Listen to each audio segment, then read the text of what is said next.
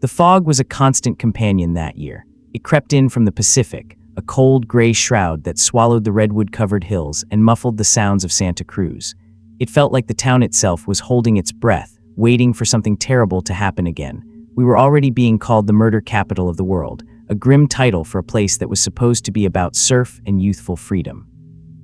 On my desk, the files were starting to stack up, each one a testament to that title, each one a young woman's face staring out from a high school photograph, their smiles frozen in a time before the fog took them. The first two were Mary Ann Pess and Anita Luchesa, just college kids. They were trying to get to Stanford, thumbs out on the side of the road, a common sight, but they never arrived. For weeks, they were just missing persons. Their posters, taped to telephone poles, grew damp and started to peel, their faces fading in the coastal sun. We had nothing. No witnesses, no vehicle description, no ransom notes. They had simply vanished into the thick, indifferent air. Then a piece of a skull was found up in the mountains, then another. The woods began to give up their secrets, but they did so in pieces, a macabre puzzle scattered across the Santa Cruz Range. The press had a field day.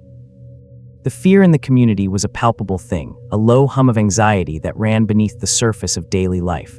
Parents told their daughters not to hitchhike. The university issued warnings, but the young are invincible until they aren't. More girls disappeared. Aiko Ku, a dancer, Cindy Shaw, Rosalind Thorpe, and Alice Liu. The pattern was always the same. A young woman, usually a student, last seen trying to hitch a ride, then silence. Weeks or months later, a hiker or a surveyor would stumble upon a scene that would haunt their dreams for the rest of their lives. The killer was a ghost. He left no fingerprints, no tire tracks, no fibers. All he left was carnage and a growing sense of helplessness that settled over our department like the coastal mist. We worked the cases until our eyes were raw from reading reports and our minds were numb from imagining the final moments of these girls. We interviewed every known sex offender in a 100-mile radius. We chased down every lead, no matter how thin, every anonymous tip, every crackpot theory. Nothing. It was like hunting a phantom who moved through the world without leaving a trace. Sometimes, after a long shift, a few of us would head over to the jury room, a cop bar downtown. It was a place to decompress, to drink cheap beer and try to forget the faces in the files. It was there I first met Ed. He was impossible to miss. A mountain of a man, well over 6.5 feet tall, with a thick mustache and a surprisingly gentle voice. He seemed to always be there, sitting at the bar, listening to our stories. He was smart, articulate, and seemed genuinely interested in our work. He'd buy us rounds, ask about the cases, even offer his own armchair detective theories. We just saw him as a big, harmless guy, maybe a little lonely, who liked the company of cops. He told us he was trying to get on the force himself, but his size made him a poor candidate for a squad car. We'd laugh and tell him he could just pick up a car and shake the suspect out. He'd laugh with us. I remember one evening, feeling the weight of the latest disappearance, I sat next to him at the bar. He asked me how the investigation was going. I gave him the usual answer: slow, frustrating. He nodded sympathetically, his intelligent eyes showing what I thought was genuine concern. He spoke about the fear in the town, how terrible it must be for the families. He seemed to understand the gravity of it all. He was one of us, or so it felt, a civilian on our side. The thought that the man I was sharing a beer with, the man who was offering me condolences for my difficult work, was the very phantom we were hunting, never once crossed my mind. The human brain is not built to accommodate such a monstrous contradiction. The killings stopped as abruptly as they had started. For months, the disappearances ceased. The fog still rolled in, but it felt less menacing. A fragile sense of relief began to spread through the town. We wondered if the killer had moved on or died or been incarcerated for some other crime. The files on my desk remained open, their pages yellowing at the edges, the faces of the girls a constant, silent rebuke. We hadn't found him, we had failed them. The quiet was almost as unsettling as the killings had been. It was a weekend in the spring when the call came, not from a hiker in the mountains, but from a patrol unit in Aptos, a domestic scene. The address belonged to a Clarnell Strandberg. When officers arrived, they found her, and in another room, her friend Sally Hallett. The scene was one of unparalleled brutality, a kind of vicious personal rage that was different from the cold, methodical work of our phantom. But there was a chilling familiarity to the desecration. We didn't know it then, but the phantom had finally come home. The primary person of interest was the woman's son, a man who had a juvenile record, a man who had killed his own grandparents as a teenager, a man who had been released from the state hospital as a cured model patient.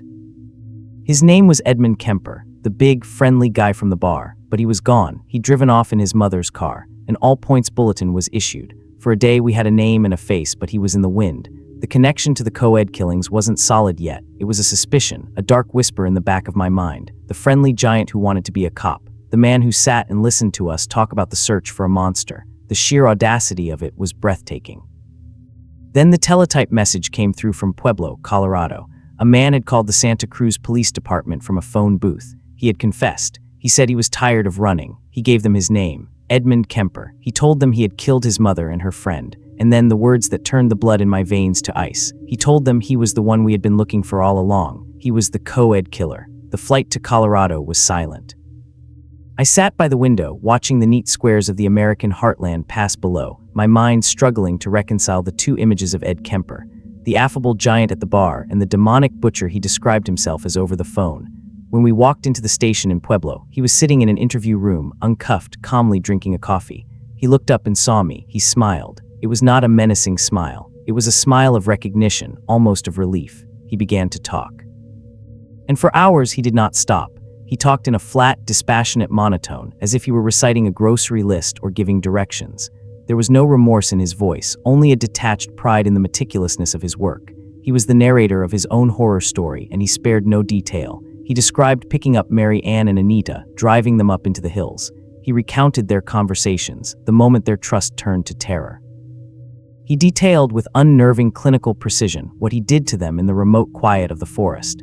He spoke of taking them back to his mother's home, the place where his rage was born. He explained the dismemberment not as an act of frenzy, but as a practical problem to be solved. He was an artist explaining his technique. He talked about the others one by one. He remembered what they were wearing, the subjects they were studying at college, the sound of their voices. He had kept souvenirs. He had revisited the sites where he'd left their remains. He had driven past our patrol cars on his way home from a murder, his trunk containing things no human being should ever see.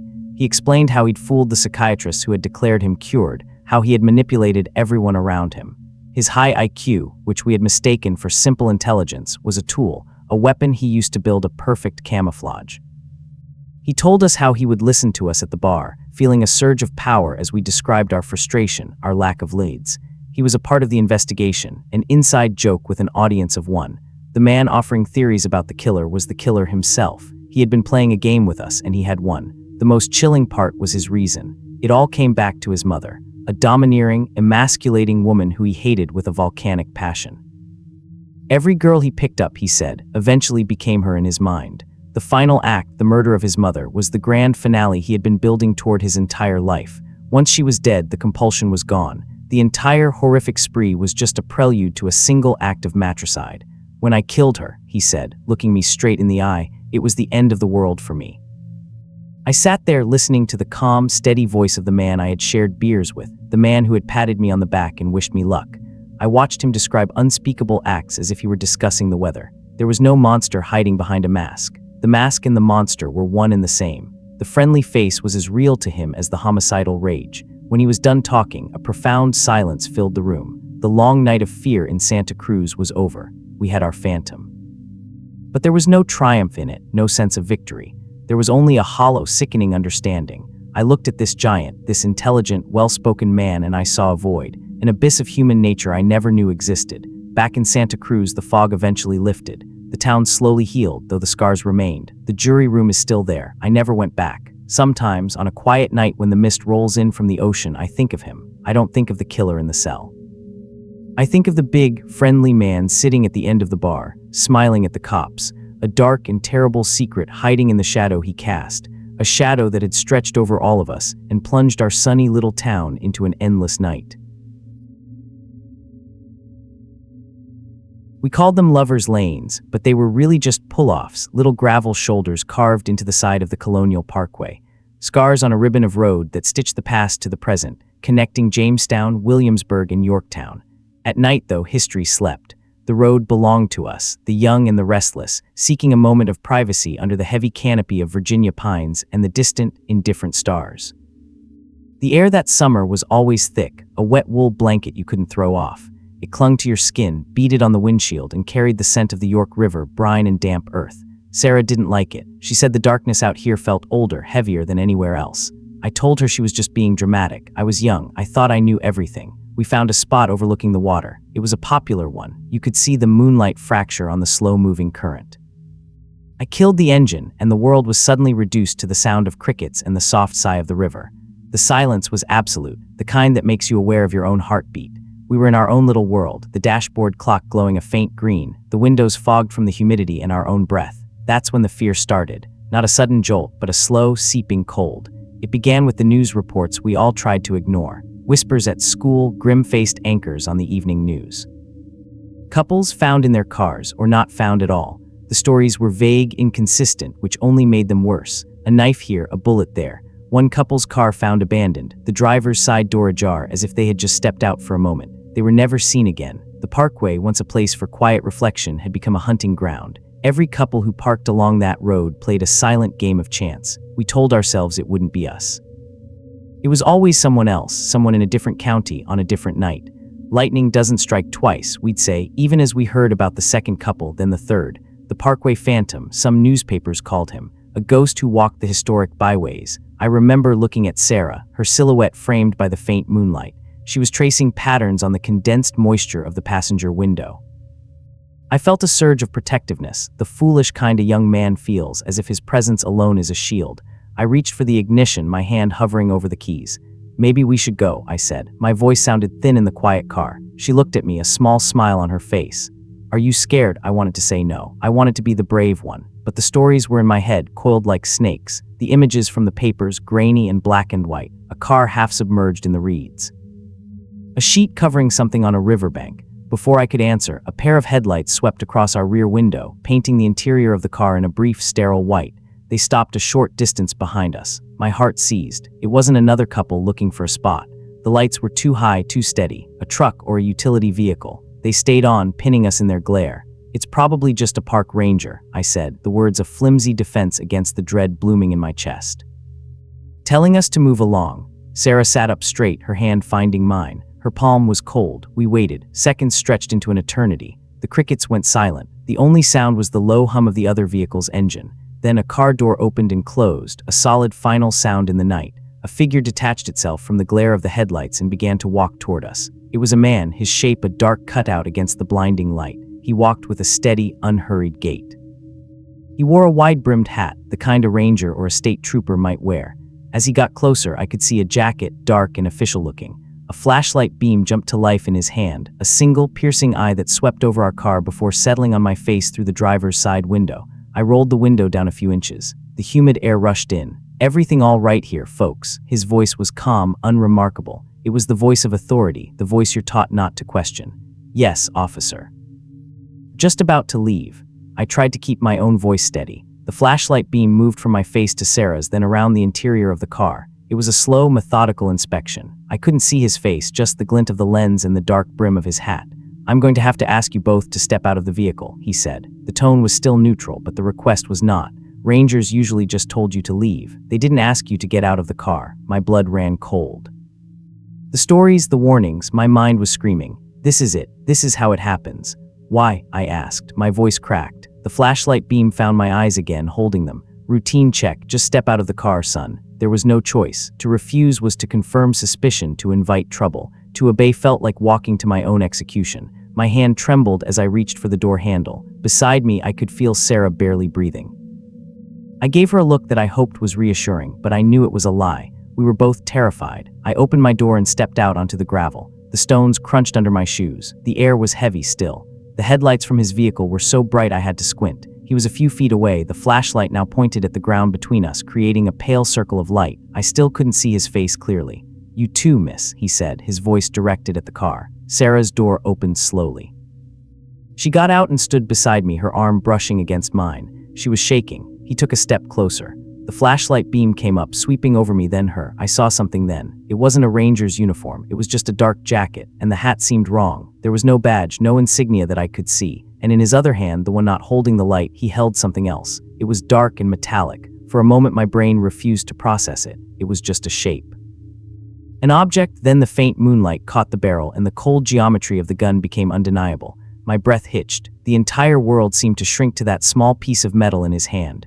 "Turn around," he said. The calm was gone from his voice. It was flat, cold, and empty. "Walk toward the water." This was the point of no return. The point where the story ends for the people on the news. I thought of their faces. Kathleen Thomas and Rebecca Dowski, David Nobling and Robin Edwards.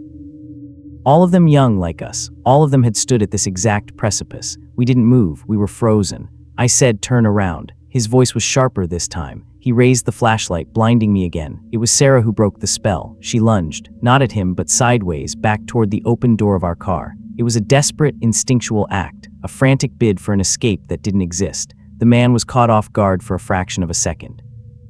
He turned toward her, the flashlight beam jerking wildly. "Get back here." That fraction of a second was all I had. Adrenaline, pure and potent, flooded my system. I didn't think, I just ran. I plunged into the darkness at the side of the road, away from the car, away from the light, into the dense woods that bordered the parkway. Branches clawed at my face and arms. The ground was uneven, a tangle of roots and fallen leaves. I could hear him shouting behind me, a string of angry, guttural sounds.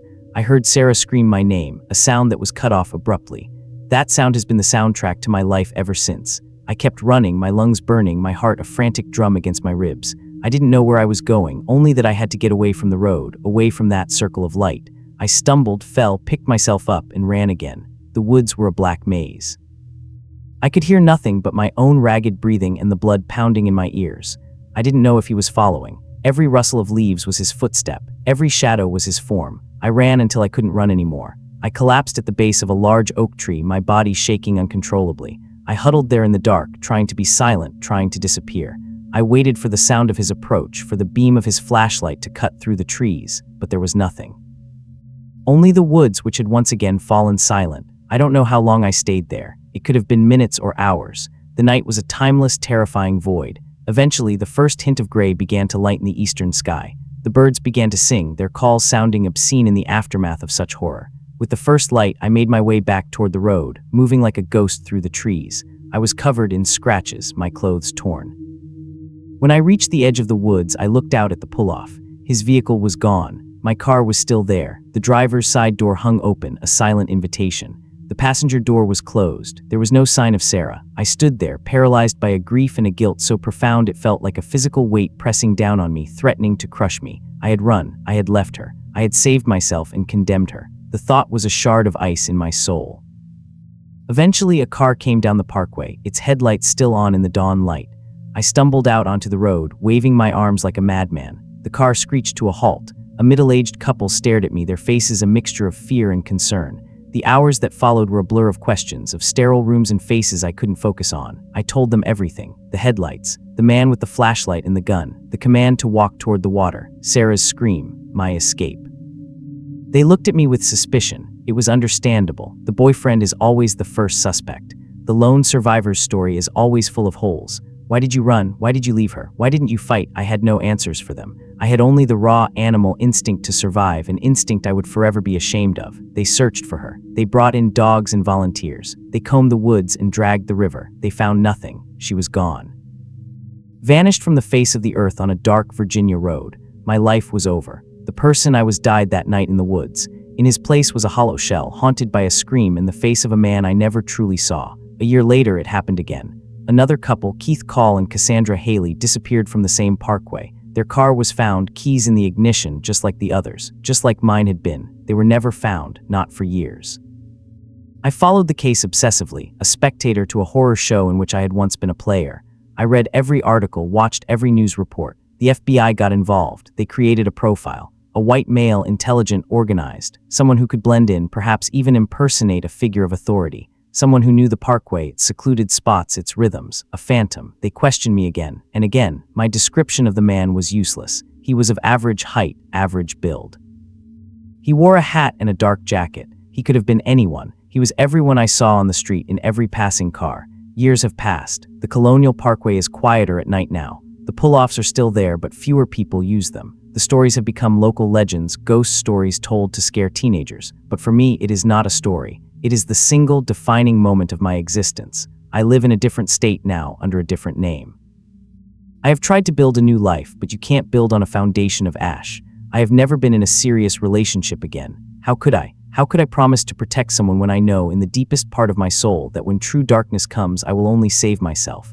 I still wake up in the middle of the night, my heart pounding, the sound of her scream echoing in the silence of my room. Sometimes, in my nightmares, I don't run. I stay, I fight, I die with her. In a strange way, those are the better nights. The case remains unsolved. The Parkway Phantom was never caught. He dissolved back into the world, a monster wearing a human face. Maybe he's dead. Maybe he's an old man living a quiet life somewhere, his memories locked away. Or maybe he still drives those dark roads sometimes, under the heavy Virginia sky, listening to the crickets and the soft sigh of the river, remembering the power he held in his hands. I don't know which possibility is worse. All I know is the weight of that dark road, a weight I will carry for the rest of my life. I survived, but I was never truly free. Part of me is still there in the woods, a terrified boy running from a man with a flashlight and a gun, forever running from a single, fading scream in the night. The first one was just another tragedy in a city full of them. I remember the call, the way the damp cold of an upstate New York spring seeped through the floorboards of the patrol car.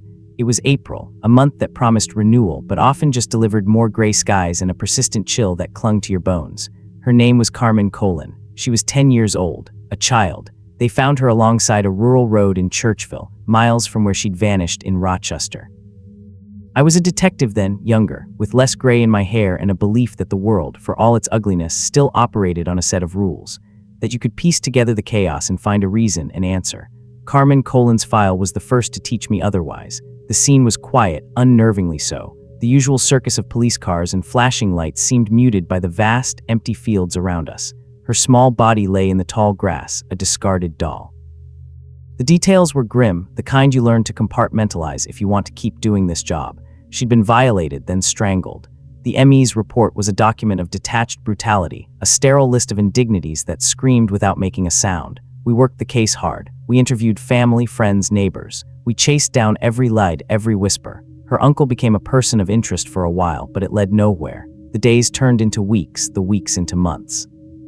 The file on my desk grew thicker with dead ends and witness statements that contradicted each other.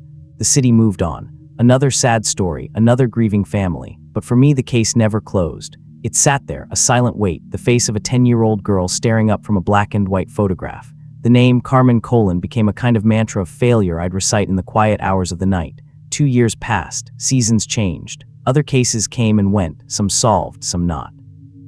I got older, the city got grimmer. The optimism I once had was worn down to a nub, like a pencil used to write too many reports. The Carmen Colon file was moved to a cold case cabinet, but it never really left my desk. It was a ghost in the room. Then one morning in April, almost 2 years to the day, another call came. It felt different from the start. A state trooper found the body of a young girl on an embankment off a highway in the town of Webster. Another rural spot, another place you'd go if you wanted to leave something behind and not have it found right away. Her name was Wanda Wakovich. She was 11. I drove out to the scene with my partner, a pit of ice forming in my stomach. The air was cold again, the sky a familiar shade of slate. It was a replay, a terrible echo of a scene I had tried to forget. The same quiet, the same sterile police activity, the same small form that didn't belong there. She had been missing for 2 days, last seen at a deli not far from her home. Back at the precinct, the details started to align in a way that made the hairs on my arm stand up. The cause of death was the same. The method of disposal was the same. Left in a town far from where she was taken. A knot of dread tightened in my chest. I pulled the old file, the one with Carmen Colon's face on the cover. I laid them side by side on my desk. 2 girls nearly the same age, both taken, violated, strangled, and dumped. But it was the names that stopped my breath. Carmen Colon, CC Wanda Wakovich. WW. I stared at the 2 files. It couldn't be a coincidence. It was too specific, too neat. I felt a cold surge of understanding, the kind that isn't a relief but a confirmation of a deeper horror. This wasn't 2 separate tragedies. This was a pattern. This was one man. I took it to my captain. He was a practical man, a cop of the old school who didn't like theories or patterns. He liked evidence, concrete physical evidence. He looked at the files, listened to my theory about the initials, and grunted. He told me it was a stretch, a coincidence, but he saw the look in my eyes. He let me form a small task force. We were looking for a ghost. He was mobile, that much was clear. He knew the back roads, the forgotten places between towns. He hunted in the city and disposed of his victims in the county. He left behind almost nothing. No fibers, no fingerprints, no reliable witnesses. He moved through the world like smoke. The city began to feel it. The news got a hold of the story, the connection between the 2 murders. Fear is a funny thing. It's a low hum at first, something you can ignore, but then it grows, infecting everything. Parents started keeping their children inside after school. The streets seemed emptier in the evenings. A collective breath was being held. We were all waiting. We knew he would do it again. The pattern demanded it. The waiting was the worst part. Every time the phone rang, every report of a missing child sent a jolt of pure adrenaline through my system. We followed hundreds of leads. We interviewed every known sex offender in a 50-mile radius. We sat in cars on long, dark stakeouts, watching nothing, fueled by stale coffee and the gnawing certainty that he was out there, watching, waiting too. November came, bringing with it a biting wind that felt like a premonition. The leaves were gone, the trees bare and skeletal. The city was braced for winter and for him, and then he took the third one. Michelle Minza, 11 years old. She disappeared after school just a few blocks from her house. This time, the city didn't just hold its breath, it screamed. The panic was palpable, a living thing on the streets. We all knew what had happened to her. The question was not if we would find her, but where. My world shrank to the size of a map of Monroe County pinned to a corkboard. It was dotted with pins marking the abduction sites and the body locations. Carmen Colon, taken from Rochester, found in Churchville. CC Wanda Wakovich, taken from Rochester, found in Webster. WW now, Michelle Minza was missing from Rochester. I started drawing lines on the map, trying to find some logic, some geographic signature. The locations seemed random, chosen for their isolation. Churchville to the west, Webster to the east. Where would he go next? The search for Michelle was frantic. Volunteers, police, fire departments. Everyone was out combing the woods, the fields, the desolate roads. 2 days later, a farmer found her. He was checking his property line in the town of Macedon, just over the county line to the southeast. Macedon. My blood ran cold. I stood in front of the map, a piece of chalk in my hand. Carmen Colon in Churchville, Wanda Wakovich in Webster, Michelle Minza in Macedon. The alliteration was perfect. It was his signature scrawled across the landscape with the bodies of children, a taunt, a game. He wasn't just killing them, he was arranging them. He was a collector and his collection had a theme. The press dubbed him the Alphabet Killer. The name stuck. It gave a face to the fear, a title to the monster who haunted our city. We were no longer just detectives investigating murders. We were hunters locked in a contest with a phantom who was always one step ahead. The investigation became a vortex, pulling in everything and everyone. The pressure from the public, from the mayor's office, was immense. We worked around the clock. My life became a series of case files, crime scene photos, and autopsy reports. I saw the faces of those girls when I closed my eyes. Carmen, Wanda, Michelle. They were no longer just victims, they were my constant companions, silent witnesses to my every waking moment. We had suspects, so many suspects. We brought a man in, a firefighter, who had been near one of the scenes. We held him for days, questioned him until we were all exhausted. He had an alibi. We let him go. We looked at a relative of Carmen Colon's again, a young man who later moved to the West Coast. He seemed plausible, but we could never tie him to the other two. He was just one of dozens. For every promising lead, there were 10 dead ends. The killer's trail was a labyrinth with no center. He was smart, or he was lucky, or maybe both. He left nothing of himself behind, only the devastation. We re-interviewed everyone. We re-examined every piece of evidence. We consulted with profilers from the FBI, a new and novel concept at the time.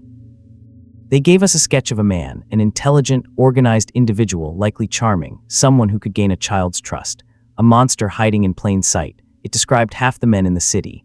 The winter of '73 was long and brutal. The snow fell, covering the ground, burying the fear under a blanket of white. But it was still there, frozen, waiting for the thaw. He didn't strike again. The alphabet seemed to stop at M. We didn't know why. Did we scare him off? Was he in prison for something else? Was he dead? Or was he simply finished, his collection complete? The years that followed were a long, slow fade. The task force was eventually disbanded. The case files were boxed up and moved back to the cold case archives. New crimes demanded our attention. The city began to heal, or at least to forget, the way cities do. The alphabet murders became a local legend, a ghost story parents told their children to make them come home before dark. But I never forgot. How could I? I stayed on the force for another 20 years. I solved other cases, put other men behind bars. I watched my own kids grow up, my fear for them a constant, low-grade fever. Every time I saw a girl with dark hair, around 10 or 11 years old, my heart would seize for a second. I would see Carmen or Wanda or Michelle. I'm retired now. I live in a small house outside the city. It's quiet here. Sometimes on nights when I can't sleep, I go down to my basement. In a locked metal filing cabinet, I keep my own copies. The crime scene photos, the maps, the witness statements. I take them out and spread them across my workbench. I trace the lines on the map. Rochester to Churchville, Rochester to Webster, Rochester to Macedon. I say the names out loud into the silent, dusty air. Carmen Colon, Wanda Wakovich, Michelle Minza. I still look for him, not in an official capacity. but in the faces of old men in the grocery store, in the obituaries in the local paper. I wonder if he's still out there, an old man himself, living a quiet life, his terrible secret buried deep inside him. Does he ever think of them? Does he ever see their faces in his dreams the way I do? The experts, the profilers, they say a killer like this doesn't just stop. But he did. The alphabet was left unfinished. Or maybe, for him, it was complete. We will never know. That is the true horror of it. It isn't the violence, as terrible as it was. It's the silence that followed, the unanswered question. The ghost who walked among us, wrote his name on our city with the lives of our children, and then simply vanished back into the shadows, leaving only 3 small graves and a story with no end. The Oldsmobile was a boat, a heavy black tank gliding through the suburban streets of Norwood Park. It smelled of stale cigar smoke and a cheap pine tree air freshener that did nothing to mask the underlying scent of old sweat and something else, something vaguely sweet and chemical. I kept my hands on my knees, watching the neat little houses with their manicured lawns slide by the passenger window. Each one looked the same, safe, normal. He'd found me at the bus stop just as the afternoon sun was beginning to dip, casting long shadows across the pavement. I was tired, my shirt sticking to my back, another day of pounding the pavement for work ending in nothing. My own car was dead in a garage I couldn't afford to pay, and the rent was coming due. Desperation has a particular look, and he'd spotted it in me from a block away. He pulled over, the car's engine a low rumble. John. He'd introduced himself as John, a contractor. PDM Contractors, he said, pulling a crisp business card from his wallet. He was a solid man, thick in the middle, with a friendly, round face and eyes that crinkled when he smiled. He looked like somebody's dad. He talked about needing a good, strong young man for a remodeling job. The pay he offered was more than I'd made in the last 2 months combined. Cash, he said, paid at the end of each day. My gut, a place I hadn't paid much attention to lately, gave a faint, cold twist. It was too easy. Too good to be true, but the image of my landlord's face, the thought of another night eating canned beans, pushed the feeling down. I got in the car. He was a talker. He spoke of his business, his community work, the parties he threw for local kids. He even mentioned dressing up as a clown, Pogo the Clown, for charity events at the Children's Hospital, a pillar of the community, a good man. I nodded along, offering short, non-committal answers, my mind already spending the money he'd promised. He turned onto a quiet, tree-lined street, Summerdale Avenue. His house was a simple brick ranch, just like all the others. A small, tidy lawn, a concrete driveway. Nothing about it screamed danger. Nothing about it whispered a warning. It was the absolute embodiment of American suburbia. We got out, and the humid evening air felt thick, heavy. As he fumbled with his keys at the front door, a smell hit me. It drifted from the house, faint but distinct. It was the smell from the car, but stronger, more complex. A cloying, sickly sweetness mixed with the damp, earthy scent of a cellar and the sharp tang of lime or bleach. My nose wrinkled. Just had some plumbing issues, he said, noticing my expression. He pushed the door open. Had to treat the crawl space. You get used to it. The inside was dark, the curtains drawn against the fading light. He flicked a switch and a dim lamp came on, illuminating a living room crowded with furniture. It was messy but lived in. A television, a large fish tank bubbling quietly in the corner, a cluttered bar. It was a bachelor's pad, a little sloppy but otherwise unremarkable. He walked over to the bar. Let us have a drink to celebrate your new job, son. He didn't ask what I wanted. He just pulled out a bottle of dark liquor and 2 glasses. The cold twist in my gut returned, a little stronger this time. I should have made an excuse. I should have said I needed to get going, that I'd be back in the morning to start work. But I was in his house. I had agreed to be there. Politeness, a stupid, ingrained sense of politeness, kept me rooted to the spot. He handed me a glass filled with a generous amount of amber liquid. It smelled strong. He raised his own. To PDM, I took a sip. It burned all the way down, a cheap, harsh fire. He watched me, a small, fixed smile on his face. He downed his own drink in one go and poured another. I took another, smaller sip, trying to make it last. The alcohol felt like it was hitting me too fast, a strange, woolly sensation creeping into the edges of my mind. My limbs felt heavy. You know, he said, leaning against the bar, I used to be into magic as a kid. Little tricks, no any. I shook my head, my thoughts feeling slow, syrupy. The room seemed a little tilted. I've got a great one, the Houdini escape. He reached under the bar and pulled out a pair of handcuffs. They were real steel, not the toy kind. They gleamed under the dim lamplight. No thanks, I managed to say, my voice sounding distant to my own ears. Come on, it's just a trick, see. He snapped one cuff onto his own thick wrist, then with a quick, practiced motion, inserted a small key and freed himself. Easy. I just want to see if you can figure it out. I bet a smart young guy like you could. He was pushy, his good-natured act fraying at the edges, revealing something hard and insistent underneath. The room felt hot, airless. I wanted to leave. I really wanted to leave. But my legs felt like they were made of lead. Arguing seemed like too much effort. It was just a stupid trick. I'd play along, then I'd go. I held out my hand, a profound mistake that my brain, swimming in a fog, registered a second too late. He was fast. He snapped the cuff around my right wrist. Then he moved behind me, grabbing my other arm and pulling it back, securing the second cuff. My hands were now locked behind my back. The metal was cold and heavy against my skin. "Okay," I said, trying to keep my voice steady. "My turn to try the key." He didn't answer. I heard him move back to the bar. I heard the clink of glass. When he turned back around, his face had changed. The friendly, crinkled eyes were gone. They were flat, empty, like a shark S. The smile was still there, but it was just a shape his mouth was making. It held no warmth, no humor. It was the most terrifying thing I had ever seen. He was holding a small cloth in his hand. He began to pour something onto it from a small brown bottle. The sharp, sweet smell I'd noticed earlier, the chemical part of it, suddenly intensified, filling the room. It was chloroform. I knew that smell from biology class. My heart began to pound, a frantic, heavy drum against my ribs. The fog in my head was instantly replaced by a surge of pure, cold adrenaline. "What are you doing?" I asked, my voice a dry rasp. He just kept smiling that dead, empty smile. He started walking toward me, slowly, deliberately. I stumbled backward, my cuffed hands throwing me off balance. I bumped into a coffee table, knocking something to the floor. The sound was swallowed by the thick carpet. This wasn't a joke. This wasn't a trick. This was real. The instinct to survive, a primal, screaming thing, took over. I turned and ran, blindly, clumsily. I crashed into the wall by the hallway that led deeper into the house. I could hear his heavy footsteps behind me. I pushed off the wall and staggered down the hall. There were 3 doors. One was a bathroom, another a bedroom. The third was closed. I fumbled with the knob, my cuffed hands awkward and useless. I couldn't turn it. He grabbed my shoulder. His grip was immense, a vice of flesh and bone. He spun me around, and his other hand, the one with the cloth, came up toward my face. I thrashed, kicking my legs, trying to get my knee into his groin. I was young and strong, but he had the mass and the leverage. He grunted, forcing me backward against the wall. The cloth was getting closer. The chemical smell was overwhelming, burning my nostrils. I twisted my head, smashing the back of it against the wall. Pain flared, bright and sharp, but it cleared my head for a fraction of a second. I bucked, throwing all my weight forward, and for a moment his grip loosened. It was enough. I shoved away from him, stumbling into the bedroom. The room was neat, almost sterile, with a bed and a dresser. There was a window, but it had bars on it, thick black iron bars, a cage. My breath hitched. He was in the doorway, blocking the only exit. He wasn't rushing anymore. He knew he had me. He took a step into the room, raising the cloth again. I looked around, frantic. There was nothing. A lamp. A book, nothing I could use. My eyes fell on the floor near the bed. A loose board. One corner was slightly raised. I don't know why I noticed it. Maybe it was the way the light hit it. Maybe it was just blind luck. He took another step. I dropped to my knees, my hands still locked behind me. He probably thought I was giving up. He paused, a look of contempt on his face. With my fingers, I scrabbled at the edge of the floorboard, my nails scraping against the wood. It was loose. I pulled, and a section of the flooring came up.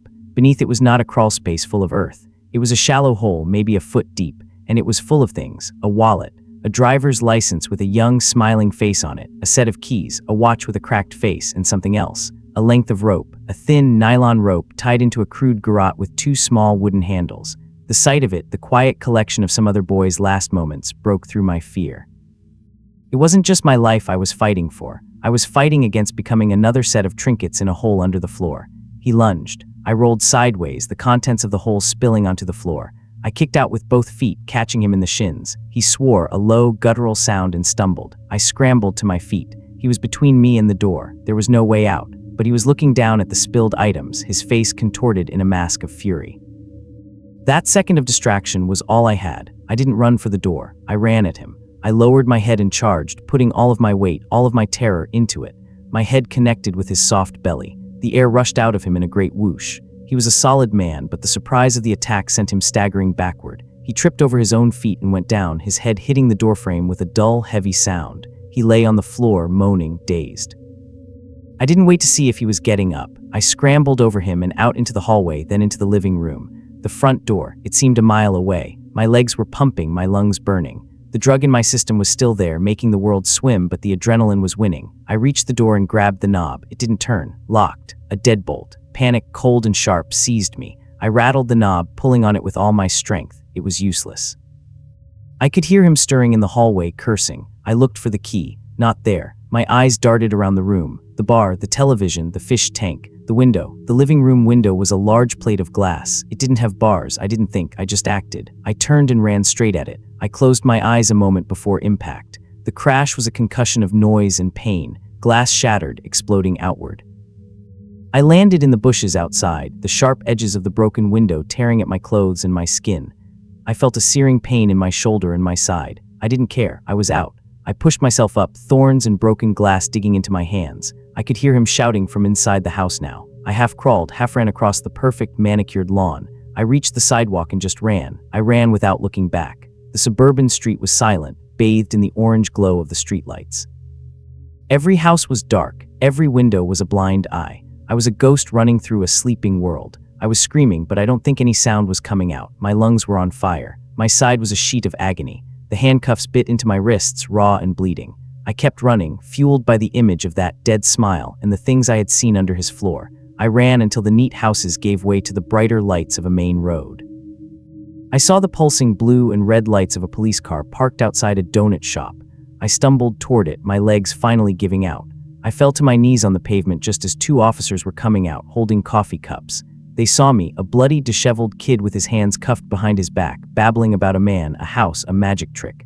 The story that came out of my mouth sounded insane, even to me, but they saw the cuffs. They saw the terror in my eyes, and they believed me. I didn't sleep for weeks. When I did, I dreamed of a crowded, dark space under a house, filled with the silent, waiting faces of young men. I dreamed of the smell of damp earth and chemicals. Months passed. My story became a police report, then an open investigation, then a cold case. The contractor, John Gacy, was a respected member of the community. He had an alibi. He claimed I was a hustler who had tried to rob him and had fled. It was my word against his. The word of a transient kid versus the word of a successful businessman. They didn't have enough to get a search warrant. The system I had run to for safety had failed me. I moved away from Chicago. I tried to forget, but I never could. I carried the memory of that house, of that smell, like a physical scar. Then, years later, I saw his face on the news. They were calling him the killer clown. A young man named Robert Peast had gone missing after talking to a local contractor about a job. The police had finally started watching Gacy. They had finally gotten their warrant. I watched the news reports every night, my stomach in a cold knot. I watched as they brought police dogs to the house on Summerdale Avenue. I watched as they started to dig, first in the crawl space, then under the floors, under the driveway. One body, then 5, then 10. They kept finding them. Young men and boys, all of them buried in the dark, silent earth beneath that neat suburban house. The news anchors said the smell was indescribable. They said the detectives, hardened veterans of the force, came out of the house pale and sick. 29 bodies were found in his house. 4 more had been thrown in the river, 33 victims in total. They showed the faces of the missing. I recognized one of them, the smiling boy from the driver's license I had found under the floorboard. He finally had his name back. They all did. I survived. I was the one that got away. But I understood that night that surviving is not the same as being safe. Evil doesn't live in haunted castles or dark forests. It lives in ordinary brick houses on quiet suburban streets. It looks like your neighbor. It smiles at you, and it invites you in. The engine died without ceremony. One moment the Ford's motor was a familiar, rhythmic rumble against the dark Alabama night. The next it was just silence, punctuated by the frantic ticking of cooling metal. A plume of white steam, ghostly in the moonlight, billowed from under the hood and dissipated into the humid air. I was alone on a stretch of Interstate 59 where the pine trees grew so thick and close to the road, they seemed to drink the light from my headlamps. I sat there for a long time, hands gripping the wheel, my own breath the loudest sound in the car. The world outside was a tapestry of black and deep gray, the only comfort the weak yellow glow of my hazard lights pulsing against the asphalt. There were no houses, no distant city glow, just the interstate stretching into nothingness in either direction. I tried the ignition again. A hopeless, metallic cough was the only reply. My father had taught me a few things about cars, enough to know when a situation was beyond my meager skills. I got out, the air thick and warm like a blanket. The scent of pine and hot oil filled my lungs. I lifted the heavy hood. The engine was a mess of tangled wires and greasy parts, a puzzle I had no hope of solving. The steam hissed from a cracked hose. It was final. Defeated, I leaned against the driver's side door, scanning the empty road. Cars were infrequent this late. Each pair of distant headlights was a brief flare of hope that dwindled as the vehicle sped past, a red smear of taillights disappearing into the oppressive dark. Loneliness began to curdle into a low, simmering fear. I was a young woman, alone, on a deserted highway in the middle of the night. Every story my mother ever told me about caution and common sense echoed in my mind. After what felt like an eternity, another set of lights appeared, growing steadily larger. They were high off the ground, casting long, dancing shadows from the trees. A semi-truck. It slowed as it approached, its air brakes releasing a deep sigh. The massive vehicle pulled onto the shoulder a dozen yards ahead of my crippled Ford. For a moment, I felt a surge of relief so profound it almost buckled my knees. Help! The driver's side door of the cab opened, and a figure descended. He was just a silhouette against his own headlights, a tall man with the broad shoulders of someone who worked for a living. He walked towards me with a steady, unhurried gait. As he stepped into the pulsing glow of my hazard lights, I could see him more clearly. He wore a simple work shirt and jeans. His face was unremarkable, the kind you'd see at any truck stop counter, lined from the sun and the long miles. He offered a small, tired smile. Car trouble. His voice was a low baritone, calm and even. I nodded, my own voice tight. My radiator hose, I think, it just gave out. He walked over to my car and peered under the hood, letting out a low whistle. Yep, she split wide open. You're not going anywhere in this tonight. He straightened up and looked at me. His eyes were pale in the dim light, and they held a curious sort of blankness. Next town with a garage is about 20 miles up. I can give you a lift. You can call a tow truck from there. Every instinct I had screamed a warning. Don't get in a stranger's car. Don't get in a truck. But what was the alternative? To stay here all night, a sitting duck on the side of the road. To try and walk 20 miles in the dark. His offer, dangerous as it might be, felt like the only logical choice. The fear of the known, of this man standing before me, was somehow less potent than the fear of the unknown terrors the long night might hold. I would really appreciate that, I said, trying to keep my voice steady. Thank you. No trouble, he said. Grab what you need. I pulled my purse from the passenger seat and locked the car door, a futile gesture that felt necessary all the same. I followed him to the truck. He opened the passenger door for me, a small act of courtesy that did little to soothe the unease coiling in my stomach. The climb up into the cab was steep. I settled into the high seat, the vinyl cool against my skin. He walked around the front of the truck and climbed into the driver's seat. The cab was surprisingly clean, but it had the lived-in smell of stale coffee, diesel fuel, and old cigarette smoke. A map was folded on the dashboard, and a few crumpled fast food bags were tucked into the side door pocket. It looked exactly like I imagined a trucker's cab would look. Normal. He turned the key, and the massive engine rumbled to life, a deep vibration that resonated through the floor and up my spine. The door locked with a heavy, definitive sound. He pulled the truck back onto the highway, the acceleration smooth and powerful. My little Ford disappeared in the rearview mirror almost immediately. Been on the road long? I asked, hoping some small talk would break the heavy silence. Long enough, he replied, his eyes fixed on the road ahead. He didn't elaborate. The conversation died there. We drove in silence for a few miles. The rhythmic thump of the tires on the pavement was hypnotic. I watched the white lines of the highway appear and vanish under us, a steady, unceasing procession. I tried to relax, to tell myself I had made the right choice. He was just a quiet man, a decent person helping someone in a jam. Then I saw the exit sign, a green rectangle glowing in the headlights, announcing the town he had mentioned. My destination. Relief began to wash over me. I was almost safe, but he didn't signal. He didn't slow down. The truck barreled past the exit ramp, continuing its relentless push into the darkness. A cold prickle of dread traced a path down my neck. That was the exit, I said, my voice barely a whisper. He glanced at me, and for the first time the tired smile was gone. His expression was flat, his eyes as empty as a winter sky.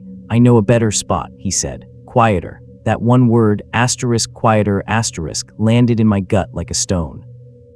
Every alarm bell in my head, which had been ringing softly, now screamed with a deafening clamor. This was wrong. This was a trap. The pretense of normalcy fell away like a cheap mask, revealing something cold and terrible underneath. My heart began to hammer against my ribs, a frantic bird trapped in a cage. I looked at the door handle, then at him. He was watching the road, but I could feel his awareness of me, a predatory stillness that filled the small space of the cab. My mind raced, searching for an escape, an explanation, anything. Maybe he knew a different gas station, one that was open all night. Maybe he was just a strange man, not a dangerous one, but I knew. In that deep, primal part of my brain that understands true fear, I knew. I subtly shifted my weight, my hand inching towards my purse on the seat between us. My fingers brushed against the cool metal of my keys. It wasn't a weapon, not really, but it was something hard and sharp. He turned the truck off the main highway onto a smaller, two-lane road. The trees pressed in even closer here, their branches scraping against the top of the cab. The darkness was absolute. A few minutes later, he slowed and made another turn, this time onto an unpaved logging trail. The truck bucked and swayed as it moved over the rutted dirt. The headlights cut a narrow, bouncing tunnel through a dense forest of pine and tangled undergrowth. This was it, the place he had been looking for, the quiet spot. My breath hitched in my throat. I had to do something, now, before he stopped, before the engine went silent. He was focused on navigating the rough road, his hands tight on the massive steering wheel. He glanced at me again, a flicker of something that might have been anticipation in his eyes. He was enjoying this, the power, my terror. He slowed the truck to a crawl, looking for a place to pull over. That was my chance. It was now or never. In a single fluid motion born of pure, unthinking panic, I lunged. I didn't scream. There was no air in my lungs for it. My left hand shot out and grabbed the steering wheel, yanking it hard to the right. My right hand, clutching my keys with the longest one protruding between my fingers, swung towards his face. The truck, already moving slowly, swerved violently. The front right tire caught the soft shoulder of the trail, and the massive vehicle lurched, tilting at a dangerous angle. He grunted in surprise, his body thrown against the driver's side door. My keys connected with his cheek, a glancing blow, but enough to make him recoil with a curse. In that split second of chaos, I fumbled for the door handle. It was stiff, heavy. I threw my entire body weight against the door as I pulled the latch. It flew open with a groan of protesting metal. I didn't jump, I fell. I tumbled out of the high cab, hitting the ground hard. The impact knocked the wind out of me. Pine needles and damp earth scraped my arms and face. For a moment, the world was a dizzying blur of pain and disorientation. I heard the truck's engine stall as it settled into the ditch. I heard the driver's door creak open. Adrenaline surged through me, a white-hot current that overrode the pain. I scrambled to my feet, my legs unsteady. I didn't look back. I couldn't. I just ran. I plunged into the woods, away from the dirt road, into the pure, unadulterated blackness beneath the canopy of trees. Branches whipped at my face, their sharp fingers tearing at my clothes and skin. Roots snaked across the forest floor, trying to trip me to pull me down. My lungs burned. Every breath was a ragged gasp. Behind me, I could hear him, the heavy crashing of a large body moving through the undergrowth. He was coming for me. The sound was relentless, a steady, patient pursuit that spoke of confidence. He knew this terrain. I was just a panicked animal, fleeing blindly. I ran without direction, guided only by the instinct to put as much distance as possible between myself and that sound. The forest was a maze of identical trees, a black void that swallowed light and hope. My ankle twisted on a loose rock, and I went down, my chin hitting the ground with a painful thud. I lay there gasping, the metallic taste of blood in my mouth.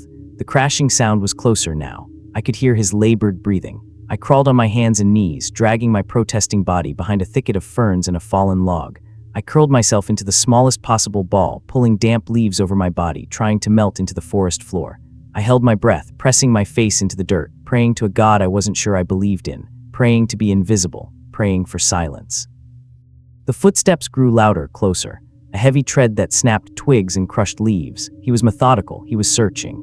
I could see the beam of a flashlight cutting through the darkness, sweeping back and forth, its pale blade slicing through the trees just yards from my hiding spot.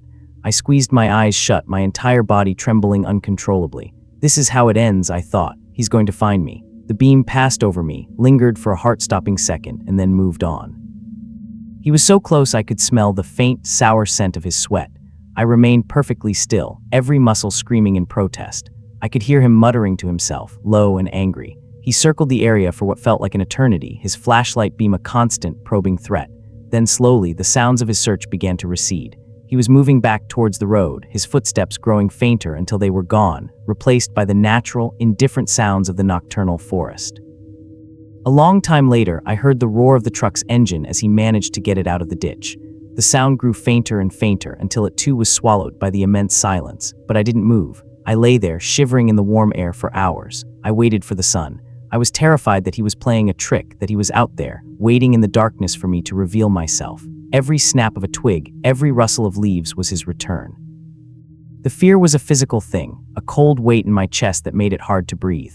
The first hint of dawn was a pale gray line on the eastern horizon. It slowly bled into the sky, chasing the deepest shadows from the woods. Only then, when the sun's light began to filter through the canopy, did I dare to move. My body was a constellation of aches and pains. My clothes were torn, my skin was a road map of scratches and bruises. I stumbled through the woods, trying to keep the rising sun at my back, hoping it would lead me west back towards civilization. After walking for what felt like miles, I broke through the tree line and found myself standing on the shoulder of another road, a small county highway. I walked, I don't know for how long. I was in a daze, a state of shock so deep that the world seemed blurry and unreal. Eventually, a farmer in a pickup truck spotted me. He pulled over, his face a mask of concern. He took me to the nearest sheriff's office. I told them my story. I described the man, the truck, the dirt road. I could see the doubt in their eyes. A hysterical woman found wandering on a back road at dawn, babbling a fantastic story. They took my report, but there was a palpable sense of dismissal. I had no proof, just my word and my injuries, which could have come from any number of accidents. They drove me back to my car on Highway 59. A state trooper was there, and a tow truck was already hooking it up. It all felt surreal, like a dream I was trying to explain to people who couldn't possibly understand. Life went on. I tried to forget. I tried to convince myself it was a one-time event, a random, terrifying encounter with a disturbed individual, but I never drove at night again. The sight of a semi-truck in my rearview mirror would send a jolt of ice through my veins. The darkness held a new kind of terror. Months later, I saw his face. It was on the front page of the newspaper, a grainy black and white photograph. William George Davis. They called him the Highway 59 Strangler. They had found the bodies of several women discarded in wooded areas just like the one he had taken me to. Margaret Ann Kuhn, Bobby Jean Graham, Linda Diane Ledbetter, Catherine Stouts, names that became linked with my own in a secret, terrible way. I looked at his mugshot, at those same pale, empty eyes. It was him. There was no doubt the police had finally caught him after a witness saw him with the last victim. They pieced together his route, his pattern. A truck driver who used the long, lonely stretches of the interstate as his personal hunting ground. They never called me. My report was probably buried in a filing cabinet, dismissed as the ravings of a frightened girl, and in a way I was glad. To be a survivor was one thing. To be a witness, to have to face him again, even in a courtroom, felt like an impossible task. I survived. That is the beginning and the end of my story. But sometimes, when the night is too quiet, I can still feel the vibration of that engine. I can still see the narrow tunnel of the headlights cutting through the pines, and I know that a part of me never left those woods. A ghost of who I was, forever hiding, forever listening for footsteps in the dark on the side of Highway 59. The cold in Poughkeepsie has teeth. It's not like the clean, crisp cold you see in pictures. It's a wet, heavy cold that seeps through your coat, through your skin, and settles right into your bones. It's the kind of cold that makes the streetlights look lonely and the Hudson River seem like a sheet of black glass. Back then, that cold was a constant companion, a reminder of all the things I didn't have, like a warm bed or a safe place to sleep. The streets were my world, a grid of cracked pavement and shadowed doorways where girls like me tried to disappear and be seen all at the same time. We were a sisterhood of ghosts. We knew each other's faces, the particular way one girl would bite her lip when she was nervous, or the hollow look in another's eyes after a bad night. We didn't always know each other's real names, but we knew the fear. It had been growing for a while, a low hum beneath the surface of our lives. First, it was just whispers. Katina was gone, just vanished. She was loud and funny, and then she was just not there anymore. Then Wendy, then another. The names would pass between us in hushed tones, each one a stone dropped into a deep well. The police would ask a few questions, their faces impassive, their notebooks full of scribbles that we all knew meant nothing. To them, we were just part of the city's grime, easily swept away. I learned to be careful. I developed a sort of sixth sense, an ability to read the flicker in a man's eyes, the tension in his hands on the steering wheel. I learned which cars to avoid, which smiles were traps. But desperation is a powerful solvent. It dissolves caution. There were nights when the hunger was a sharp blade in my stomach, when the cold was so relentless that the warmth of any car, any room, seemed like a gift from God. It was on one of those nights that I met him. His car was an old, unremarkable sedan, the kind you see everywhere and notice nowhere. It pulled up slowly, the engine a low rumble. The window rolled down and a large face peered out at me. He wasn't handsome, not ugly either, just big. His head seemed too large for his body, his eyes small and dark. He didn't smile or leer, he just looked. "You working?" he asked. It wasn't really a question. His voice was soft, almost gentle, which was more unnerving than a shout would have been. I nodded, my breath pluming in the frigid air. I leaned down, my hands shoved deep into my pockets, trying to gauge him. He seemed calm, too calm, but the rent was due and the cold was winning. "Get in," he said. The inside of the car was a mess. Old fast food wrappers littered the floor and a film of dust covered the dashboard, but it was warm. The heater blasted a current of stale, sweet air that felt like heaven. I sank into the passenger seat, my body instantly starting to unthaw.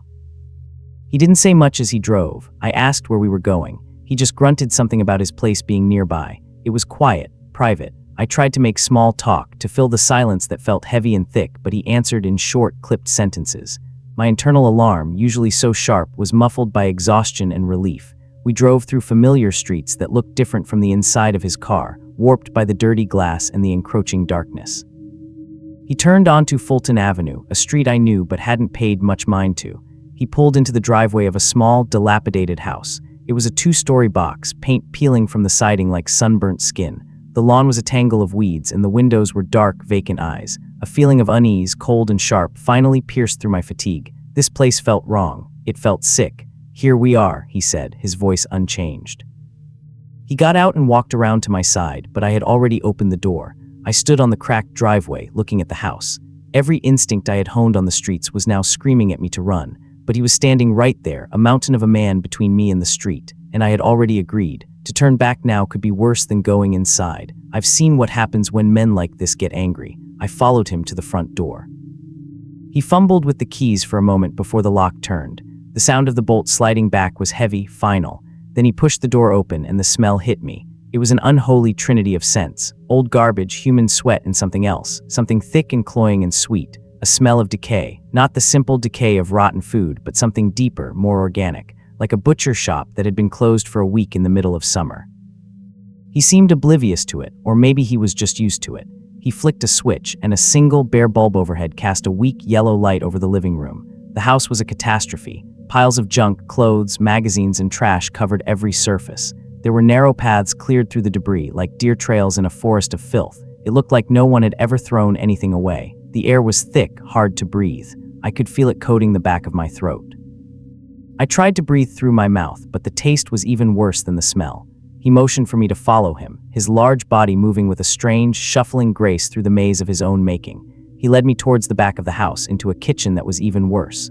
Dirty dishes were piled high in the sink, caked with old food. The countertops were invisible beneath a layer of grease and clutter. He turned and looked at me, and for the first time I saw something shift in his eyes. Placid, almost bored expression was gone. In its place was a flat, possessive stare. The stare of a collector looking at a new acquisition. My heart began to beat a frantic, heavy rhythm against my ribs. The warmth I had craved in the car was gone, replaced by an internal chill that was far worse than the winter night outside. This was not about sex. I knew that now with absolute certainty. This was about something else entirely. "I need to use the bathroom," I said, my voice surprisingly steady.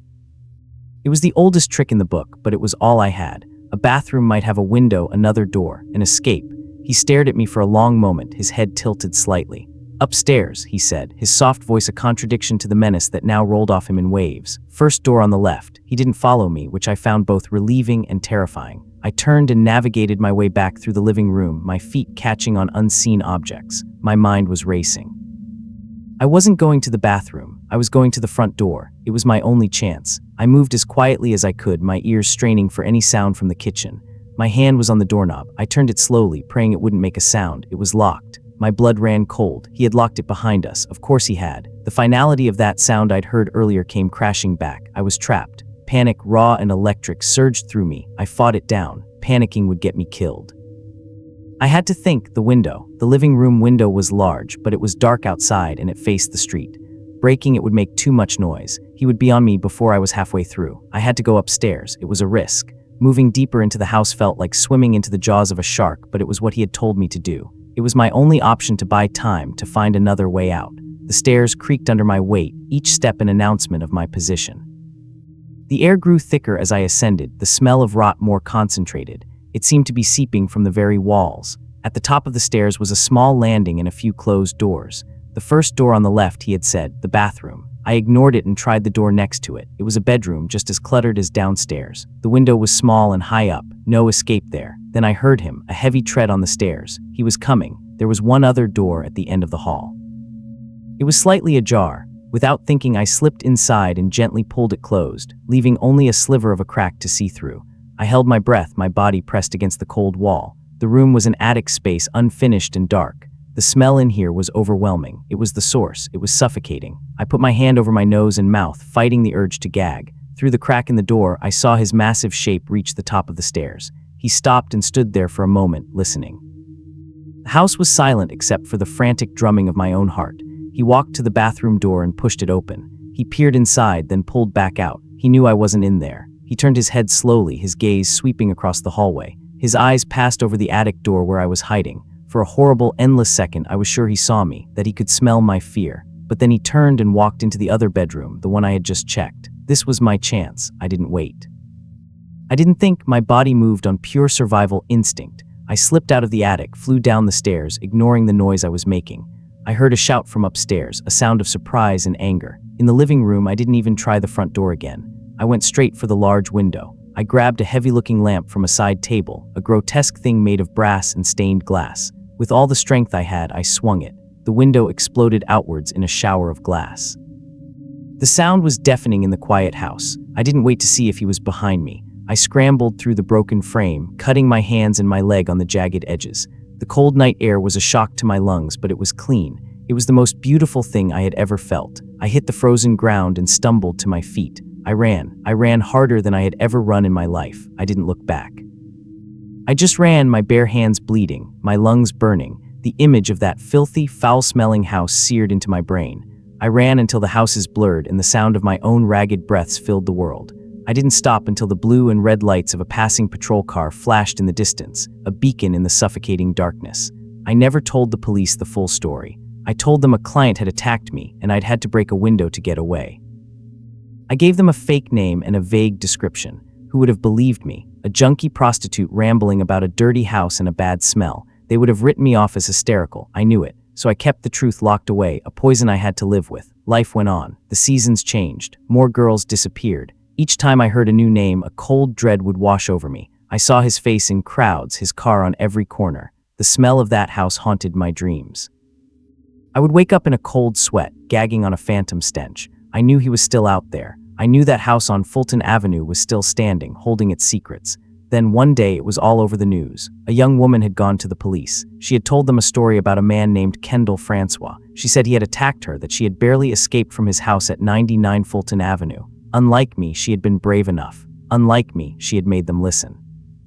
I watched the news reports, mesmerized. I saw them lead him out of the house, the same large, placid man.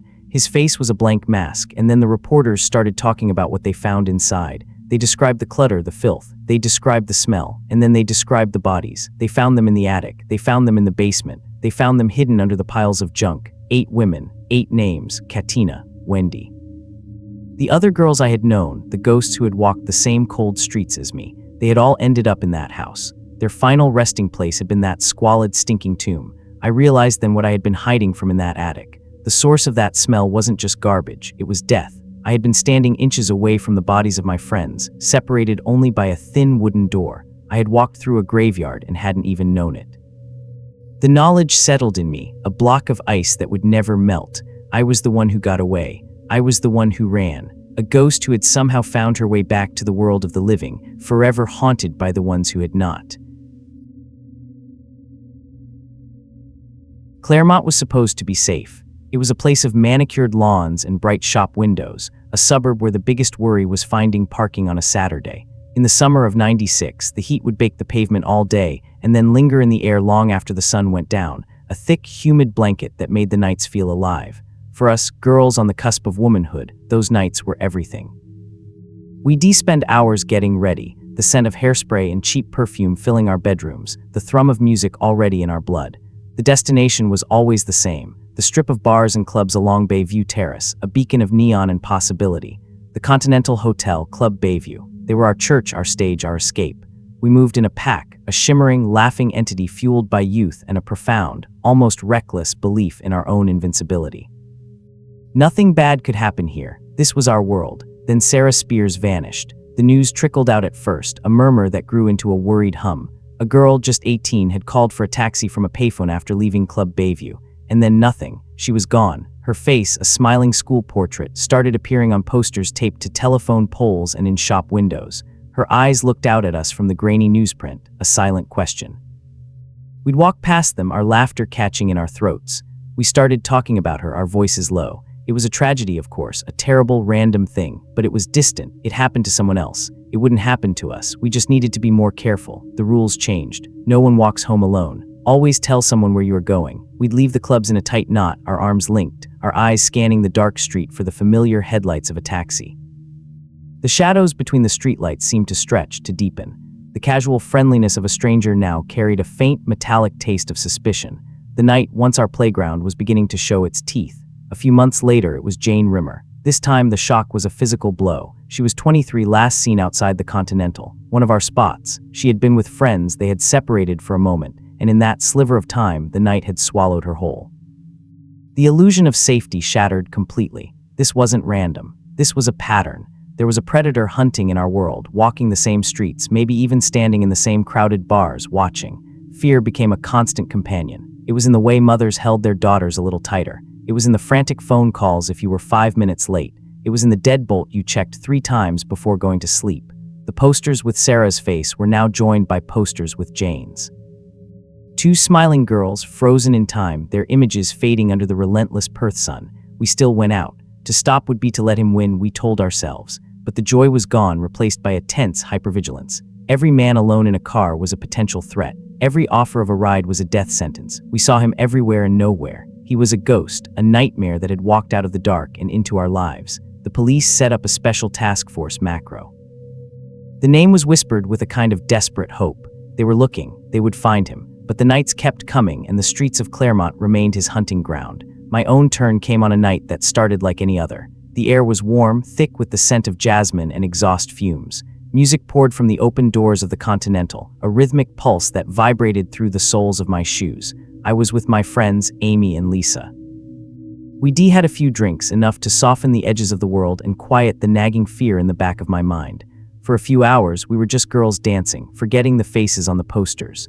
The argument was stupid, a small, insignificant thing about a boy, magnified by alcohol and the late hour. Words were exchanged, sharp and foolish. I said something I shouldn't have. Amy's face hardened. I saw the hurt in her eyes just before she turned and walked away with Lisa, leaving me alone on the crowded sidewalk. My anger evaporated almost instantly, replaced by a cold spike of dread. The music from the club suddenly sounded tinny and distant. The laughing crowd around me felt alien, their joy a mockery of the sudden, stark loneliness that had enveloped me. I was alone, outside the Continental. The 2 thoughts connected in my mind with the force of a physical impact. I walked quickly, my heels striking the pavement in a frantic rhythm. I needed a taxi. I needed to get home. I scanned the street, my heart pounding a frantic tattoo against my ribs. Headlights swept past, but they were all private cars, filled with couples or groups of friends. My buzz had worn off, leaving behind a raw, jangled panic. A white station wagon slowed as it approached me. It looked clean, unremarkable, a family car. The driver, a man in his late 30s perhaps, leaned across the passenger seat. He had a plain, forgettable face. He wasn't threatening. He looked normal. That was the most terrifying part. "Need a lift?" he asked. His voice was calm, even. "It's late to be out on your own." My mind screamed no. Every warning, every news report, every whispered fear told me to run, but my feet were rooted to the spot. I was tired. I was upset. I just wanted to be home in my bed. And he looked so normal. He looked like someone's dad. "I'm heading north," he said, a small, reassuring smile on his face. "Happy to drop you." A part of me, the logical, terrified part, was silenced by the exhausted, foolish part that just wanted the night to be over. I nodded, a jerky, uncertain movement. I opened the door and slid into the passenger seat. The interior was tidy, smelling faintly of cheap air freshener. The door closed with a solid sound. He pulled away from the curb smoothly. "Where to?" he asked, his eyes on the road. I gave him my address, my voice sounding thin and reedy to my own ears. For the first few blocks, I almost relaxed. The hum of the engine was soothing. The city lights slid by the window in a comforting blur. We were on a main road, surrounded by other cars, safe. Then he missed the turn. It was a small thing. He could have been new to the area. He could have misheard me. "My street was back there," I said, trying to keep my voice light. "Shortcut," he said, not looking at me. "Less traffic this way." A cold knot formed in my stomach. There was no traffic. The roads were nearly empty. He took another turn, this one leading us away from the familiar, well-lit suburban streets and onto a darker, quieter road. The houses grew sparse, replaced by patches of scrub and dark, skeletal trees. I reached for the door handle. My fingers fumbled against the smooth plastic. It didn't move. I tried again, pulling harder. It was locked. I glanced at his door. There was no unlock button, just a simple lever. He had control of the central locking. "It's locked," I said. The words came out as a breathy whisper. He didn't answer. He just kept driving, his knuckles white on the steering wheel. The plain, forgettable face now looked like a mask carved from stone. The silence in the car was immense, a living thing that pressed in on me, stealing the air from my lungs. My mind raced, a frantic scramble through impossible options. Scream. Who would hear? The windows were up. Break the glass. With what? My bare hands. My purse held nothing but a wallet, keys, and lipstick. I was trapped. A cold, clinical understanding washed over me. This is how it happens. This is what it feels like. I thought of Sarah and Jane. Did they sit in this seat? Did they feel this same suffocating, helpless terror? He turned off the main road and onto a dirt track. The car bumped and jostled over the uneven ground. The headlights cut a narrow tunnel through an impenetrable wall of darkness. I could see the ghostly white trunks of gum trees flashing past. Then ahead of us, I saw the dark, angular shapes of headstones, a cemetery. He pulled the car to a stop in a small clearing and killed the engine. The sudden silence was more terrifying than the sound of the motor. The only noise was my own ragged breathing and the frantic pounding of blood in my ears. He turned to face me. The reassuring smile was gone. His eyes were flat, empty. There was nothing behind them. No anger, no passion, just a chilling, vacant purpose. "Don't scream," he said. The voice was the same, calm and even, but now it held the weight of an absolute, unbreakable command. He reached for me. Adrenaline, pure and potent, surged through my body. The paralysis that had held me broke. I was no longer a victim sitting in a car. I was an animal in a trap, and I would chew my own leg off to get free. I lashed out, my nails raking at his face. He grunted, a sound of surprise and annoyance, and grabbed my wrist. His grip was like iron. He was strong, much stronger than I was. He started to pull me across the console, his other hand fumbling with something at his belt. I twisted, kicking my legs, flailing in the confined space. My foot connected with something hard on the dashboard. A panel popped open. The glove compartment. Something fell out onto my lap. It was heavy, metallic. A tire iron. My fingers closed around the cold metal. I didn't think. I swung. I swung with all the fear and rage that had been building inside me, inside every girl in this city. The iron connected with the side of his head with a dull, wet sound. He cried out, a real sound of pain this time, and his grip on my wrist loosened for a fraction of a second. It was all I needed. I yanked my arm free, my other hand already scrabbling at the door lock. My fingers found the small lever. I flipped it up, I threw the door open and scrambled out, falling onto the rough, sandy ground. I didn't look back. I just ran. I ran into the darkness, away from the car, into the maze of headstones and whispering trees. Branches tore at my clothes and my skin. My lungs burned. The only thought in my head was to get away, to put as much distance as possible between me and that car, between me and that empty-eyed man. I could hear him behind me, the sound of his footsteps crashing through the undergrowth. He was shouting now, his voice a raw, ugly thing. I risked a glance over my shoulder. I could see his dark shape silhouetted against the faint glow of the car's interior light. He was closer than I thought. Panic gave me a new burst of speed. I pushed myself harder, my legs pumping, my feet barely touching the ground. I ran until I couldn't hear him anymore, until the only sound was my own gasping breath and the pounding of my heart. I didn't stop. I ran until I stumbled out of the bushland and onto the blessed, solid asphalt of a deserted road. I stood there for a moment, shaking, covered in dirt and scratches, my dress torn. I was alive. The thought was so huge, so overwhelming, it almost brought me to my knees. The police were kind in a detached, professional way. They took my statement. I described the man, the car, the tire iron. My description was vague, a plain face, a white station wagon. There were thousands of them in Perth. I felt a sense of futility. He was a ghost. How do you catch a ghost? My life changed after that night. Sleep offered no escape. It was filled with nightmares of dark roads and empty eyes. Every white station wagon that passed me on the street sent a jolt of ice water through my veins. I couldn't be in crowds, but I was terrified of being alone. The city I had loved now felt like a cage, and I knew the monster was still rattling the bars. A few months later, Kira Glennon disappeared. She was a lawyer, 27, smart, successful, vibrant. She vanished from the same street after a night out with friends. When they found her body, the news felt like a personal wound. I knew what her last moments must have been like. I had lived them. I had seen the face of the man who took her, and I had survived. Guilt was a heavy shroud I wore every day. Why me? Why did I get to run while they didn't? There was no answer. There was only the cold, hard fact of my survival and their deaths. The years went by. The case grew cold. The posters faded and were taken down. The city tried to forget, to heal, to believe that the Claremont nights were a thing of the past. But for me and for the families of the lost girls, the night never ended. I left Perth. I had to, but it didn't matter. The fear came with me. It's a part of my DNA now. Sometimes on a quiet night, I'll be sitting in my home, thousands of miles away, and I'll hear a car slow down outside. My blood will run cold. My breath will catch in my throat. And I'm back in that white station wagon on a dark road with a man whose face I can never quite remember, but whose empty eyes I will never be able to forget. I am the one who got away. I am the one who has to live with the story. And I know with a certainty that chills me to my very soul that the ghost of Claremont is still out there, hiding behind a plain, forgettable face. The engine died with a final, shuddering cough. It wasn't a dramatic sound, just a tired surrender to the oppressive heat of the San Joaquin Valley. The silence that followed was immense, broken only by the ticking of cooling metal and the low hum of insects in the dry grass along the roadside. I sat there for a long moment, gripping the steering wheel, my knuckles white. The sun was a merciless hammer in the sky, beating down on the asphalt and making the air shimmer. My old sedan, my ticket out of this small town and towards a new life in the city, was now just a metal coffin cooking on the shoulder of a forgotten highway. I tried the key again. Nothing. The dashboard lights didn't even flicker. My hope, already a fragile thing, withered in the heat. There were no houses in sight, just miles of flat, dusty fields on either side, stretching to a hazy horizon. I hadn't seen another car for what felt like an eternity. Getting out was like stepping into an oven. The air was thick and tasted of dust and scorched earth.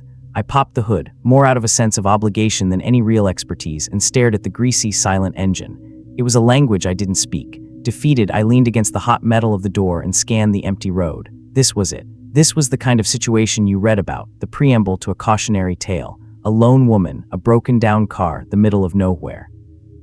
My mind, a traitor in moments like this, began to conjure images from late-night movies. But reality was far more mundane and far more terrifying in its simplicity. There was no dramatic music, just the vast, indifferent silence of the valley. I was contemplating the long walk back to the last town I'd passed when I heard it, a low rumble growing steadily louder. A truck. It appeared as a speck in the shimmering heat haze, slowly resolving into a battered, blue pickup. It was old, its paint a patchwork of rust and faded color, and it kicked up a cloud of dust as it slowed. It pulled over on the shoulder behind my car. 2 men were inside. The driver, a lean man with a hawkish face and eyes that seemed too small for his head, leaned out the window. His hair was thin and greasy, and a stringy mustache clung to his upper lip. "Trouble?" he asked. His voice was raspy, like gravel grinding together. I nodded, trying to appear calm, competent. "Car just died on me." "I think it might be the battery." He looked my car over, then me. His gaze lingered a moment too long. "We can give you a lift into town. Can't leave you out here." The other man in the passenger seat was bigger, softer around the edges. He didn't speak, just stared straight ahead, a placid expression on his face that seemed at odds with the driver's nervous energy. Something about their dynamic felt wrong, unbalanced. But the alternative was staying here, waiting for the sun to go down. The thought of being stranded here in the dark was a far more immediate threat. "I'd appreciate that," I said, my voice sounding distant to my own ears. "Thank you. Get your things," the driver said. It wasn't a suggestion. I grabbed my purse from the front seat, locked the car door out of a pointless habit, and walked towards the truck. The air inside the cab was suffocating, thick with the smell of stale cigarettes, unwashed bodies, and something else, a chemical sharpness that stung the back of my throat. I squeezed in beside the passenger, my leg pressed against his. The vinyl of the bench seat was cracked and sticky against my skin. The driver pulled the truck back onto the highway with a lurch. "Name's Wheeze," he offered, his eyes flicking to me in the rearview mirror. He gestured with his thumb at the man beside me. "That's Lauren." Lauren grunted in acknowledgement but didn't turn his head. He seemed to exist in his own world, a passenger in more ways than one. I gave them my name, feeling the word dissolve in the heavy air. We drove in silence for a while. I watched the familiar, desolate landscape roll by, the telephone poles flicking past like a metronome counting down to something. I tried to focus on the promise of town, of a mechanic, of a cold drink, but a cold knot was tightening in my stomach. We started talking, a stream of consciousness that flowed without direction. He complained about his job, about money, about people he knew. It was a bitter, rambling monologue, peppered with a nervous, high-pitched laugh that didn't match the anger in his words. Lauren remained silent, a large, quiet shape beside me, his presence a heavy weight. I kept my eyes fixed on the road ahead, offering non-committal hums when the driver paused, hoping my silence would discourage conversation. It didn't. His talk drifted to the valley, to its hidden places. Old mines, abandoned wells, forgotten canals. He spoke of them with a strange intimacy, as if they were personal landmarks. He mentioned hunting, the thrill of the chase, the way an animal looked when it knew it was trapped. His small eyes would meet mine in the mirror, and I would look away, my skin crawling. The knot in my stomach was now a block of ice. I thought I knew this stretch of road. The turnoff for Linden should have been coming up soon. But when we reached the intersection, Wheeze didn't slow down. He drove straight through it. A flicker of alarm went through me. "Linden was back there," I said, trying to keep my voice even. "Taking a shortcut," Wheeze said without looking at me. "Know these roads like the back of my hand. Quicker this way." His tone was dismissive, final. There was no shortcut. I knew it. He knew I knew it. The road ahead was just more of the same flat emptiness, but now it felt different. It was no longer just a road, it was a destination. Lauren shifted beside me, his large frame seeming to press the air out of the cab. He still hadn't said a word. His silence was more unnerving than Wee's incessant chatter. The sun began its slow descent, painting the sky in shades of orange and bruised purple. The light softened, but the shadows grew long and distorted. We turned off the highway onto a dirt road, the truck bucking and rattling over the uneven ground. A plume of pale dust billowed up behind us, erasing our tracks, swallowing the main road from view. We were now truly isolated. My heart was a frantic drum against my ribs. Every instinct was screaming at me. This wasn't a ride into town. This was something else. I glanced at the door handle, a flimsy piece of chrome. I calculated the speed of the truck, the hardness of the ground outside. It was a desperate, foolish thought, but it was a thought. A plan. Any plan was better than none. We seemed to sense the shift in me. His monologue stopped. The sudden silence was deafening. "You're awful quiet," he said, his eyes finding mine in the mirror again. There was no pretense of friendliness in them now. They were flat, cold, like a reptile-s. "Just tired," I managed to say, the lie tasting like ash in my mouth. He let out that high, giggling laugh. It was the most terrifying sound I had ever heard. "You'll get to rest soon." The dirt track wound deeper into the fields, away from anything that resembled civilization. The landscape became rougher, punctuated by scrubby trees and strange, man-made mounds of earth. It felt ancient and forgotten. In the bed of the truck, I could see the dark shapes of tools. Shovels, a coil of thick rope, a canvas tarp, things that could be used for work, things that could be used for other purposes. My mind raced, searching for an escape, an opportunity. I looked at Lauren. He was still staring straight ahead, his face impassive. Was he a prisoner too? Or was he a willing participant in this nightmare? His passivity was a wall I couldn't penetrate. He was a silent accomplice, his stillness a form of consent. The truck slowed and finally rolled to a stop in a small clearing, surrounded by a ring of skeletal trees. In the center of the clearing was a dark circle, a hole in the earth, an old well maybe. The air was still and cool now that the sun was gone, but I was slick with a cold sweat. This was it, the end of the road. We'd killed the engine. The silence returned, heavier and more menacing than before. For a long moment nobody moved. It was a tableau of predator and prey. Then Weez opened his door. "All right," he said, his voice low and businesslike. "Get out."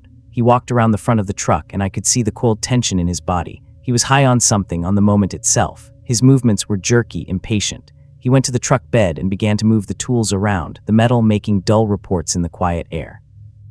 My gaze was locked on Lauren. He hadn't moved. He was my only obstacle. Weez was occupied, his back to the cab. This was the moment. It might be the only one I would get. My hand trembled as it moved slowly, deliberately towards the door handle. My breath was trapped in my chest. I couldn't afford a sound. Lauren turned his head and looked at me. For the first time our eyes met. There was nothing in his gaze. No malice, no pity, no humanity. Just a dull, empty compliance.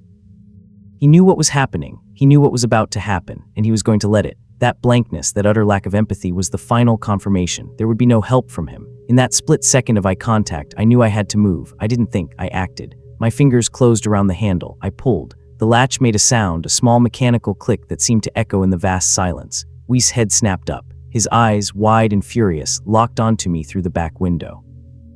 I threw my weight against the door and tumbled out onto the hard-packed earth. I scrambled to my feet, my legs unsteady, my body screaming with adrenaline. I didn't look back. I just ran. I ran into the maze of skeletal trees, away from the truck, away from the two men. I heard Weez shout, a string of curses that ripped through the night. I heard the truck door slam. The sound of footsteps, heavy and fast, pounding the ground behind me. I pushed myself harder, branches whipping at my face and arms, thorns tearing at my clothes.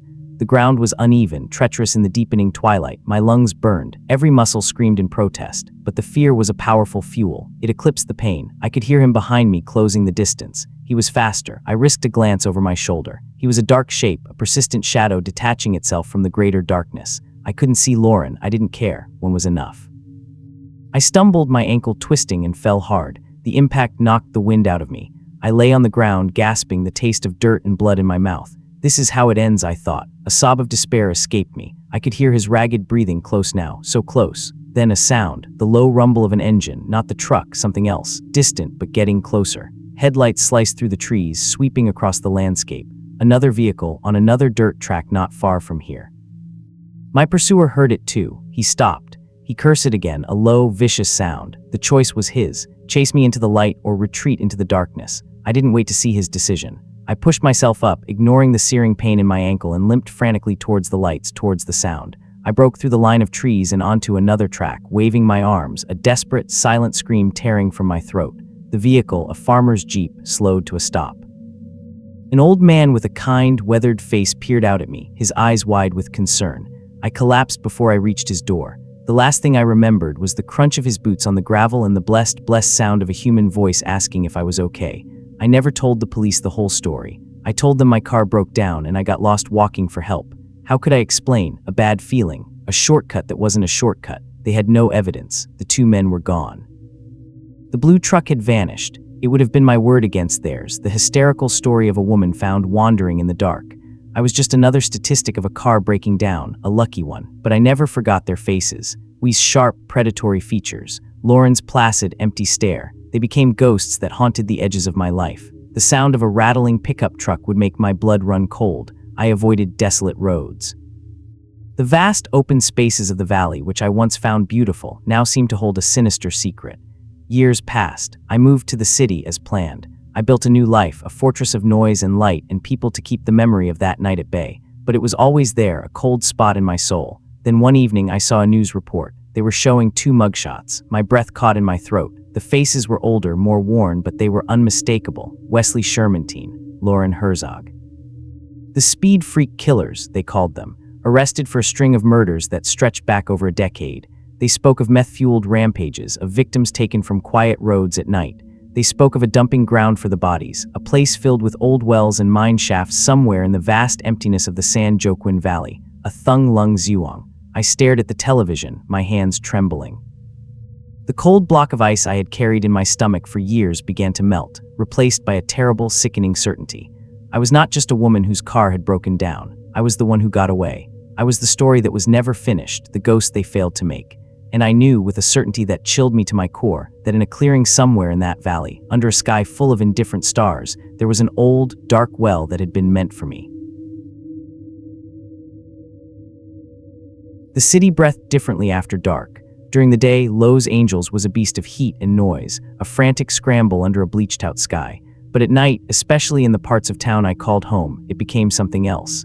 The air grew heavy, thick with the exhaust from passing cars and the smell of old garbage simmering in the alleys. The light wasn't honest. It came from the sickly orange glow of street lamps and the nervous flicker of neon signs, casting long, distorted shadows that seemed to writhe on their own. We called it the stroll, a simple word for a complicated dance. Figueroa Street was our stage, a ribbon of cracked asphalt stretching through South Central. We were the ghosts that haunted its edges, girls with old eyes and young faces, wearing our hope and our desperation like cheap perfume. Each night was a gamble, a roll of the dice with men in slow-moving cars. You learned to read them quick. The lonely ones, the angry ones, the ones whose eyes held a vacancy that scared you more than any threat. You learned the geography of fear, the specific blocks to avoid, the alleys that felt like throats ready to swallow you whole. Lately, the fear had a new texture. It was sharper, more specific. It wasn't just the usual risks of the life. It was a whisper that traveled from girl to girl, a story told in hushed tones in the greasy light of a donut shop. Another one gone, Diane last week, found in an alley over by 92nd. Before her, it was Regina. And before that, a name I didn't know, a face I couldn't picture. The details were always the same. Picked up late, never seen again until she wasn't really herself anymore. The police would come, ask a few questions with tired eyes, and then they'd leave. We were transient figures in their world, footnotes in a city with too many stories. We all knew the risk, but the cold was real, and hunger was a constant, gnawing thing in the pit of your stomach, so you pushed the whispers down. You told yourself it wouldn't be you. You were smarter, faster, luckier. You built a wall of denial brick by brick, because the alternative was to let the fear paralyze you, and that was a different kind of death. That night a damp chill had settled over the city, the kind that gets into your bones. My jacket was thin, a poor defense against the damp air. Business was slow. The cars that passed were full of families or driven by men who looked straight ahead, pretending not to see us. The hunger was getting loud. I could feel the hollow space inside me, a constant reminder of my failure. I just needed one. One decent guy who wanted a little company, enough for a hot meal and maybe a cheap motel room where I could feel the water run over my skin and pretend I was clean. A car slowed down, not a flashy one. A dark, unremarkable sedan, the kind you'd see 1,000 of every day and never notice. It pulled up to the curb a few feet ahead of me. The passenger window rolled down with a low mechanical hum. I couldn't see the driver's face clearly, just a silhouette against the glare of an oncoming headlight. I walked over, forcing my shoulders back, trying to project a confidence I didn't feel. The air inside the car smelled stale, a mix of cigarettes and that cheap pine tree air freshener that never quite covers the smell of whatever it's trying to hide. "Looking for a date," I said. It wasn't a question. The man leaned over. He was average. That was the first thing I thought. Not ugly, not handsome. He had a small mustache and tired-looking eyes. He could have been anyone's father, anyone's brother. There was nothing about him that screamed danger. In our world, the monsters were supposed to look like monsters. It made them easier to spot. This man just looked worn out. "Get in," he said. His voice was quiet, flat. "It's cold out." Something in me hesitated. A tiny, cold flicker of instinct. But then I looked down the long, empty stretch of Figueroa. I thought of the cold seeping through the soles of my shoes, of the gnawing in my stomach. The inside of his car looked warm. It was a small island of shelter in a hostile ocean. I dismissed the feeling. I was just tired, jumpy from the stories. I got in. The door closed with a solid, heavy sound. I heard the lock mechanism in the door engage as he pulled away from the curb. That was standard. A lot of them did that. Didn't mean anything. Still, I felt a knot tighten in my gut. He didn't talk much. He asked my name. I gave him a fake one. Crystal. He didn't offer his. We drove in silence, the only sound the low rumble of the engine and the soft hiss of the tires on the wet pavement. He wasn't heading towards the motels on Western. He was driving deeper into the maze of residential streets where the houses were small and dark, their windows like vacant eyes. The streetlights grew farther apart, leaving long stretches of profound blackness between their pools of orange light. "Where are we going?" I asked. I tried to keep my voice steady, casual. "Just a place I know," he said, not looking at me. "It's quiet." My heart started to beat a little faster, a low, heavy rhythm against my ribs. Quiet was never good. Quiet was for things you didn't want anyone else to hear. I looked at the door handle next to me. I reached out and pulled it. Nothing happened. I pulled it again, harder. The plastic felt cold and unyielding under my fingers. "Child locks on," he said. His voice was still flat, devoid of emotion. It was that very lack of feeling that terrified me. There was no anger, no excitement, just a dead, empty calm. It was the calm of a man who was simply performing a task. I turned to look at him. His face was partially lit by the faint green glow of the dashboard. The averageness was gone. In its place was something else, something hard and final. The tired eyes now held a chilling focus. He was looking at the road, but I knew he was aware of my every breath, my every frantic thought. Panic is a cold, sharp thing. It cuts through everything else. My mind raced, sifting through a lifetime of street-learned survival tricks. None of them seemed to apply here. I was trapped in a moving metal box with a man who had locked me inside. The whispers about the other girls came back to me, no longer distant stories, but a terrifying, immediate reality. Deanne, Regina. Was this how it started for them? A quiet man in a plain car on a cold night. He made a turn down an even darker street, this one bordered by industrial buildings with boarded-up windows and chain-link fences topped with barbed wire. It was a dead end, a place where the city went to be forgotten. My breath hitched in my throat. This was it. This was the quiet place. He slowed the car, pulling over next to a graffiti-covered brick wall. He killed the engine. The sudden silence was immense, deafening. In that silence, I could hear the blood pounding in my ears. He didn't move. He just sat there, looking straight ahead as if waiting for something. I had to do something, anything. To scream seemed pointless. Who would hear? To fight seemed impossible. He was bigger than me and the space was too confined. My mind went blank, wiped clean by a wave of pure animal terror. Then he turned his head and looked at me. His eyes were like stones. There was nothing behind them. No humanity, no pity. Just a vast, empty space. In that moment, I understood. This wasn't about sex. It wasn't about money. It was about something else, something dark and broken that lived inside him. And I was just an object he had acquired to feed it. He reached a hand towards me. It was slow, deliberate, not a grab, but a gesture of ownership. He was going to touch my face, and that's when my body reacted, bypassing my frozen brain. It was a primal, desperate instinct. I didn't think. I just moved. I threw myself against him, clawing, kicking, using my small frame as a weapon. It was clumsy and pathetic, but it was all I had. I aimed for his face, my nails scraping his skin. He grunted, a sound of surprise and annoyance, not pain. He was strong. His arm came up and pushed me back against the passenger door with an ease that stole my breath. The side of my head hit the window. The world swam for a second, a blur of green dashboard lights and a dark shape in front of me. He was fumbling with something on his belt. My eyes focused on his hands. He was trying to undo the buckle. In that split second of distraction, his focus shifted from me to the task at hand. It was my only chance. It was a window of maybe 2 seconds. I lunged for the other side of the car, scrambling over the center console. My knee hit the gear shift. My hands scrabbled at the driver's side door, searching for the handle for the lock. He grabbed for my leg, his fingers closing around my ankle like a manacle, but I was already moving. My fingers found the small pin of the lock. I pulled it up. My other hand found the handle. I yanked it open and threw myself out of the car, tumbling onto the rough asphalt. The ground scraped my hands and the side of my face. Pain flared, sharp and hot, but I ignored it. I scrambled to my feet, my legs unsteady. I didn't look back, I just ran. I ran into the darkness, my cheap shoes slapping against the pavement. I expected to hear his footsteps behind me, the sound of the car door opening. I expected a hand to grab my shoulder, but there was nothing, just the sound of my own ragged breathing and the frantic drumming of my heart.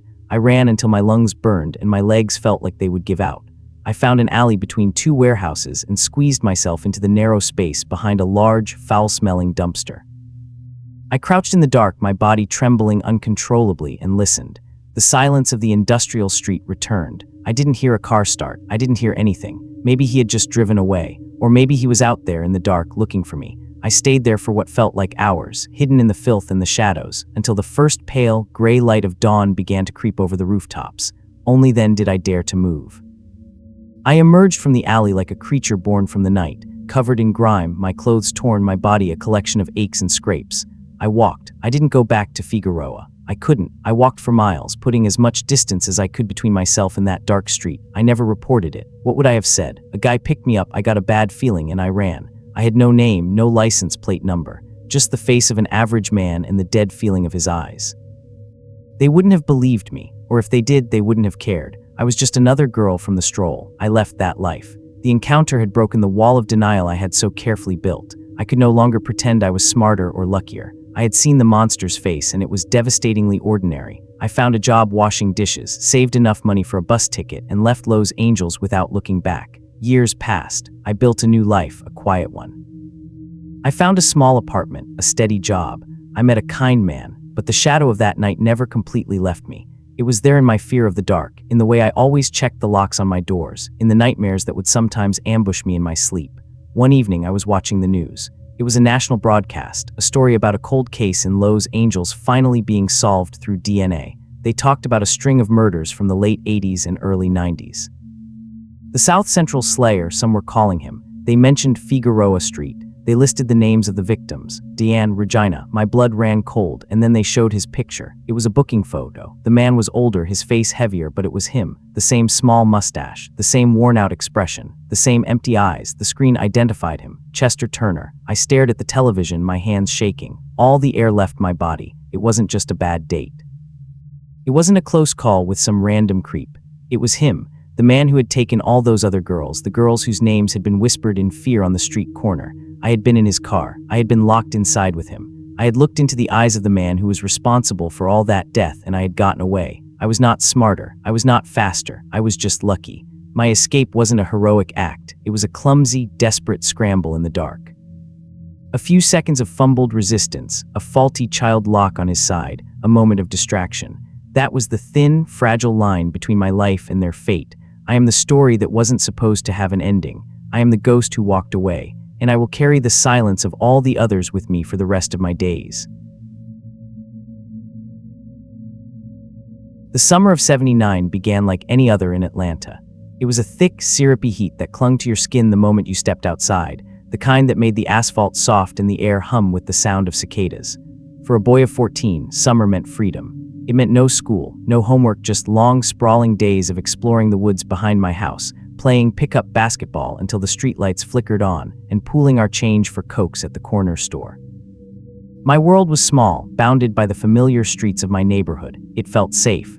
The first whispers came quietly, like a change in the wind you feel before you see the storm. A name on the local news, Edward Hope Smith, then another, Alfred Evans. They were kids just like us, missing. The word hung in the air at dinner tables, over backyard fences. At first, it was just a sad story from another part of the city, tragic but distant. Our parents started telling us to be home before dark, a new edge to their voices. We grumbled, but we obeyed. The bubble of summer had been pricked, a tiny leak of fear seeping in. By the next year, the leak had become a flood. The names kept coming. Milton Harvey, Yusef Bell, Angel Lenaire. The faces on the missing posters started to look like kids I knew, kids I might have passed on the street or seen at the public pool. They were tacked to telephone poles and in the windows of shops, their smiles frozen in time, their eyes pleading. The city was holding its breath. Green ribbons started appearing, tied to car antennas and doorknobs, a symbol of hope that the missing would come home. But they didn't. They were found. In woods, under bridges, in rivers. My world shrank. The woods behind the house became menacing, the shadows between the pines too deep. The basketball court emptied out earlier each day. We walked in groups, our heads on a swivel, scanning every slow-moving car, every unfamiliar face. The freedom of summer was gone, replaced by a suffocating blanket of dread. We talked about it in hushed tones, trading rumors and theories. A cult, a rogue cop, a monster. The monster had no face, which made it even more terrifying. It could be anyone. The television was a constant, grim companion. Reporters with serious faces stood in front of yellow police tape, their voices a low drone of tragedy. Task forces were formed. Curfews were imposed. The mayor spoke of a city in crisis. For me, it became personal when I heard about Luby Getter. He wasn't a close friend, but I knew him. I'd seen him around, a small kid with a big grin who was always trying to sell you something. A lawn mowing job, a car wash. One day he was there, and the next, his face was on a flyer. When they found him, the news didn't give details, but you could fill in the blanks with your own worst fears. A kid I knew was gone. The monster was close. That October, my bike chain snapped. I was miles from home, over on the other side of town where I'd gone with a friend to a comic book shop. He had to leave early, and I'd lingered, lost in the pages of heroes and villains. By the time I left, the sun was a dying orange ember on the horizon, and a cool evening was settling in. The walk home would be long. I started hoofing it, my broken bike a dead weight against my shoulder. The streets were quieter than they should have been. The citywide curfew was a new reality, and people hurried home, their faces tight with anxiety. I stuck to the main roads under the glow of the streetlights, but there were long, dark stretches in between. My footsteps seemed impossibly loud in the stillness. Every rustle in the bushes, every distant siren, sent a jolt through my system. I pictured the faces from the posters. I told myself I was being stupid, that I was a big kid, almost 15. But the fear was a cold knot in my stomach. A car slowed down beside me. It was an old station wagon, a pale, nondescript color that looked gray under the artificial light. I kept my eyes forward, my pace quickening. The passenger window slid down with a low hum. "Hey kid, you need a ride, it's getting late." The voice was friendly, even, normal. I glanced over. The driver was a black man, maybe in his early 20s. He had a wide face, glasses. He didn't look like a monster. He looked like someone's older brother. I shook my head. "No, thank you, I'm almost home." I wasn't. I was still a good 40-minute walk away. "That bike looks heavy," he said, his eyes on the broken machine digging into my shoulder. "Come on, I'll take you. It's no trouble. No kid should be out walking this late, not with everything going on." He used the fear against me. The very thing that was screaming at me to run was the reason he was giving me to get in the car. It was twisted. Part of me, the tired, aching part, wanted to accept. My shoulder throbbed. My legs were heavy. But my mother's voice was a roar in my head. "Never get in a car with a stranger." "I'm okay, really," I said, trying to keep my voice steady. I walked faster. The station wagon kept pace, crawling along the curb. "I insist. I'm a freelance photographer, just finished a job."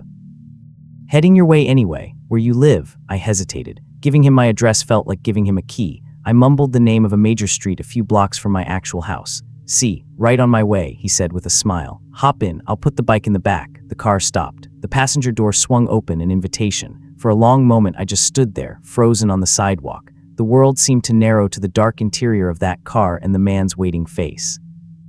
He wasn't pushy, he wasn't aggressive. He was calm, patient, and that was the most unsettling thing of all. My legs felt like lead. The knot in my stomach tightened until I could barely breathe. Something inside me broke. It was a primal animal instinct. I let the bike fall. It clattered loudly on the concrete. I didn't look back at him. I just ran. I ran harder than I ever had in my life, my lungs burning, my heart hammering against my ribs like a trapped bird. I didn't dare look back to see if the car was following. I just pumped my arms and legs, focusing on the next pool of light from the next streetlight. I veered off the main road, ducking into a residential street, a maze of darkened houses and manicured lawns. I vaulted a low hedge, tumbling into someone's backyard, and pressed myself into the deep shadows of a thick azalea bush. I crouched there, panting, trying to silence my ragged breaths. I listened. I heard the distant sound of traffic, the chirp of crickets, my own blood pounding in my ears. I waited for the low rumble of the station wagon's engine, for the sweep of headlights across the lawn. Nothing came. Minutes stretched into an eternity. I was slick with sweat, the cool night air raising goosebumps on my skin. I didn't know if he had followed, if he had given up, or if he was out there searching. After what felt like a lifetime, I crept out of the bushes. I stayed in the shadows, moving from yard to yard, a ghost in my own city. I didn't go back for my bike. I left it lying on the sidewalk, a sacrifice. When I finally saw the familiar shape of my own house, a wave of relief so powerful it made my knees weak washed over me. I slipped in through the back door silent and went straight to my room. I never told my parents. How could I explain it? I got scared of a man who offered me a ride. He hadn't threatened me. He hadn't touched me. He had just been nice, but I knew with a certainty that chilled me to my core that if I had gotten into that car, I would have become another face on a poster. Life went on, but I was different. The world had shown me its teeth. I became a creature of observation, of caution. I saw potential danger everywhere. The experience was a secret I carried, a heavy stone in my gut. I watched the news with a new, horrifying understanding. Each time a new victim was found, I would see the station wagon, hear the man's calm, friendly voice. Patrick Baltazar, Terry Pugh. The list kept growing. The city's terror was my own personal nightmare. Then one evening there was a splash, a literal splash. A police recruit on stakeout on the Jackson Parkway Bridge over the Chattahoochee River heard it. He saw a car, a station wagon, turn around and speed away. They pulled the driver over. His name was Wayne Williams. He told them he was a music promoter and had been dumping trash. There was no body. They let him go, but they were watching him now. A few days later, the body of Nathaniel Cater was pulled from that same river. He was the 28th. Soon after, they found Jimmy Ray Payne. The evidence started to pile up. Fibers, dog hairs. They matched fibers from the victims' bodies to carpets in Williams's home, to the interior of his car. When his face was finally on the television, the man they had arrested, my breath caught in my throat. It was him. The face was heavier. The eyes behind the glasses seemed different on the grainy newsprint, but it was him, the wide face, the calm demeanor he projected in front of the cameras. I felt a dizzying mix of validation and terror. I wasn't crazy. My fear had been real. The monster had a name. Wayne Williams was tried and convicted, but only for the murders of 2 of the adult victims, Cater and Payne. The prosecutors used evidence from 10 of the child murder cases to establish a pattern, but they officially closed the other cases, pinning them all on him without a trial. The city exhaled a collective sigh of relief. The green ribbons came down. The curfew was lifted. The killings stopped. It was over. But for me, it was never really over. They said he was the one, the Atlanta child murderer, and I believe I met him. I believe I ran from him. But in the quiet hours of the night, I sometimes wonder. He was convicted for 2. The other cases were just closed. The questions lingered in the dark corners of the city's memory. Was it all him? Could one man have been responsible for so much pain? Or was he just the one they caught, a convenient end to a story the city was desperate to finish? I never saw that station wagon again, but it drives through my dreams sometimes. I never forgot the weight of my bike on my shoulder, or the sound it made when it hit the concrete. It's the sound of a choice, the sound of survival. I survived the Atlanta summer, but a part of my childhood is still lying on that dark sidewalk, next to a broken bicycle, waiting for a ride that never came.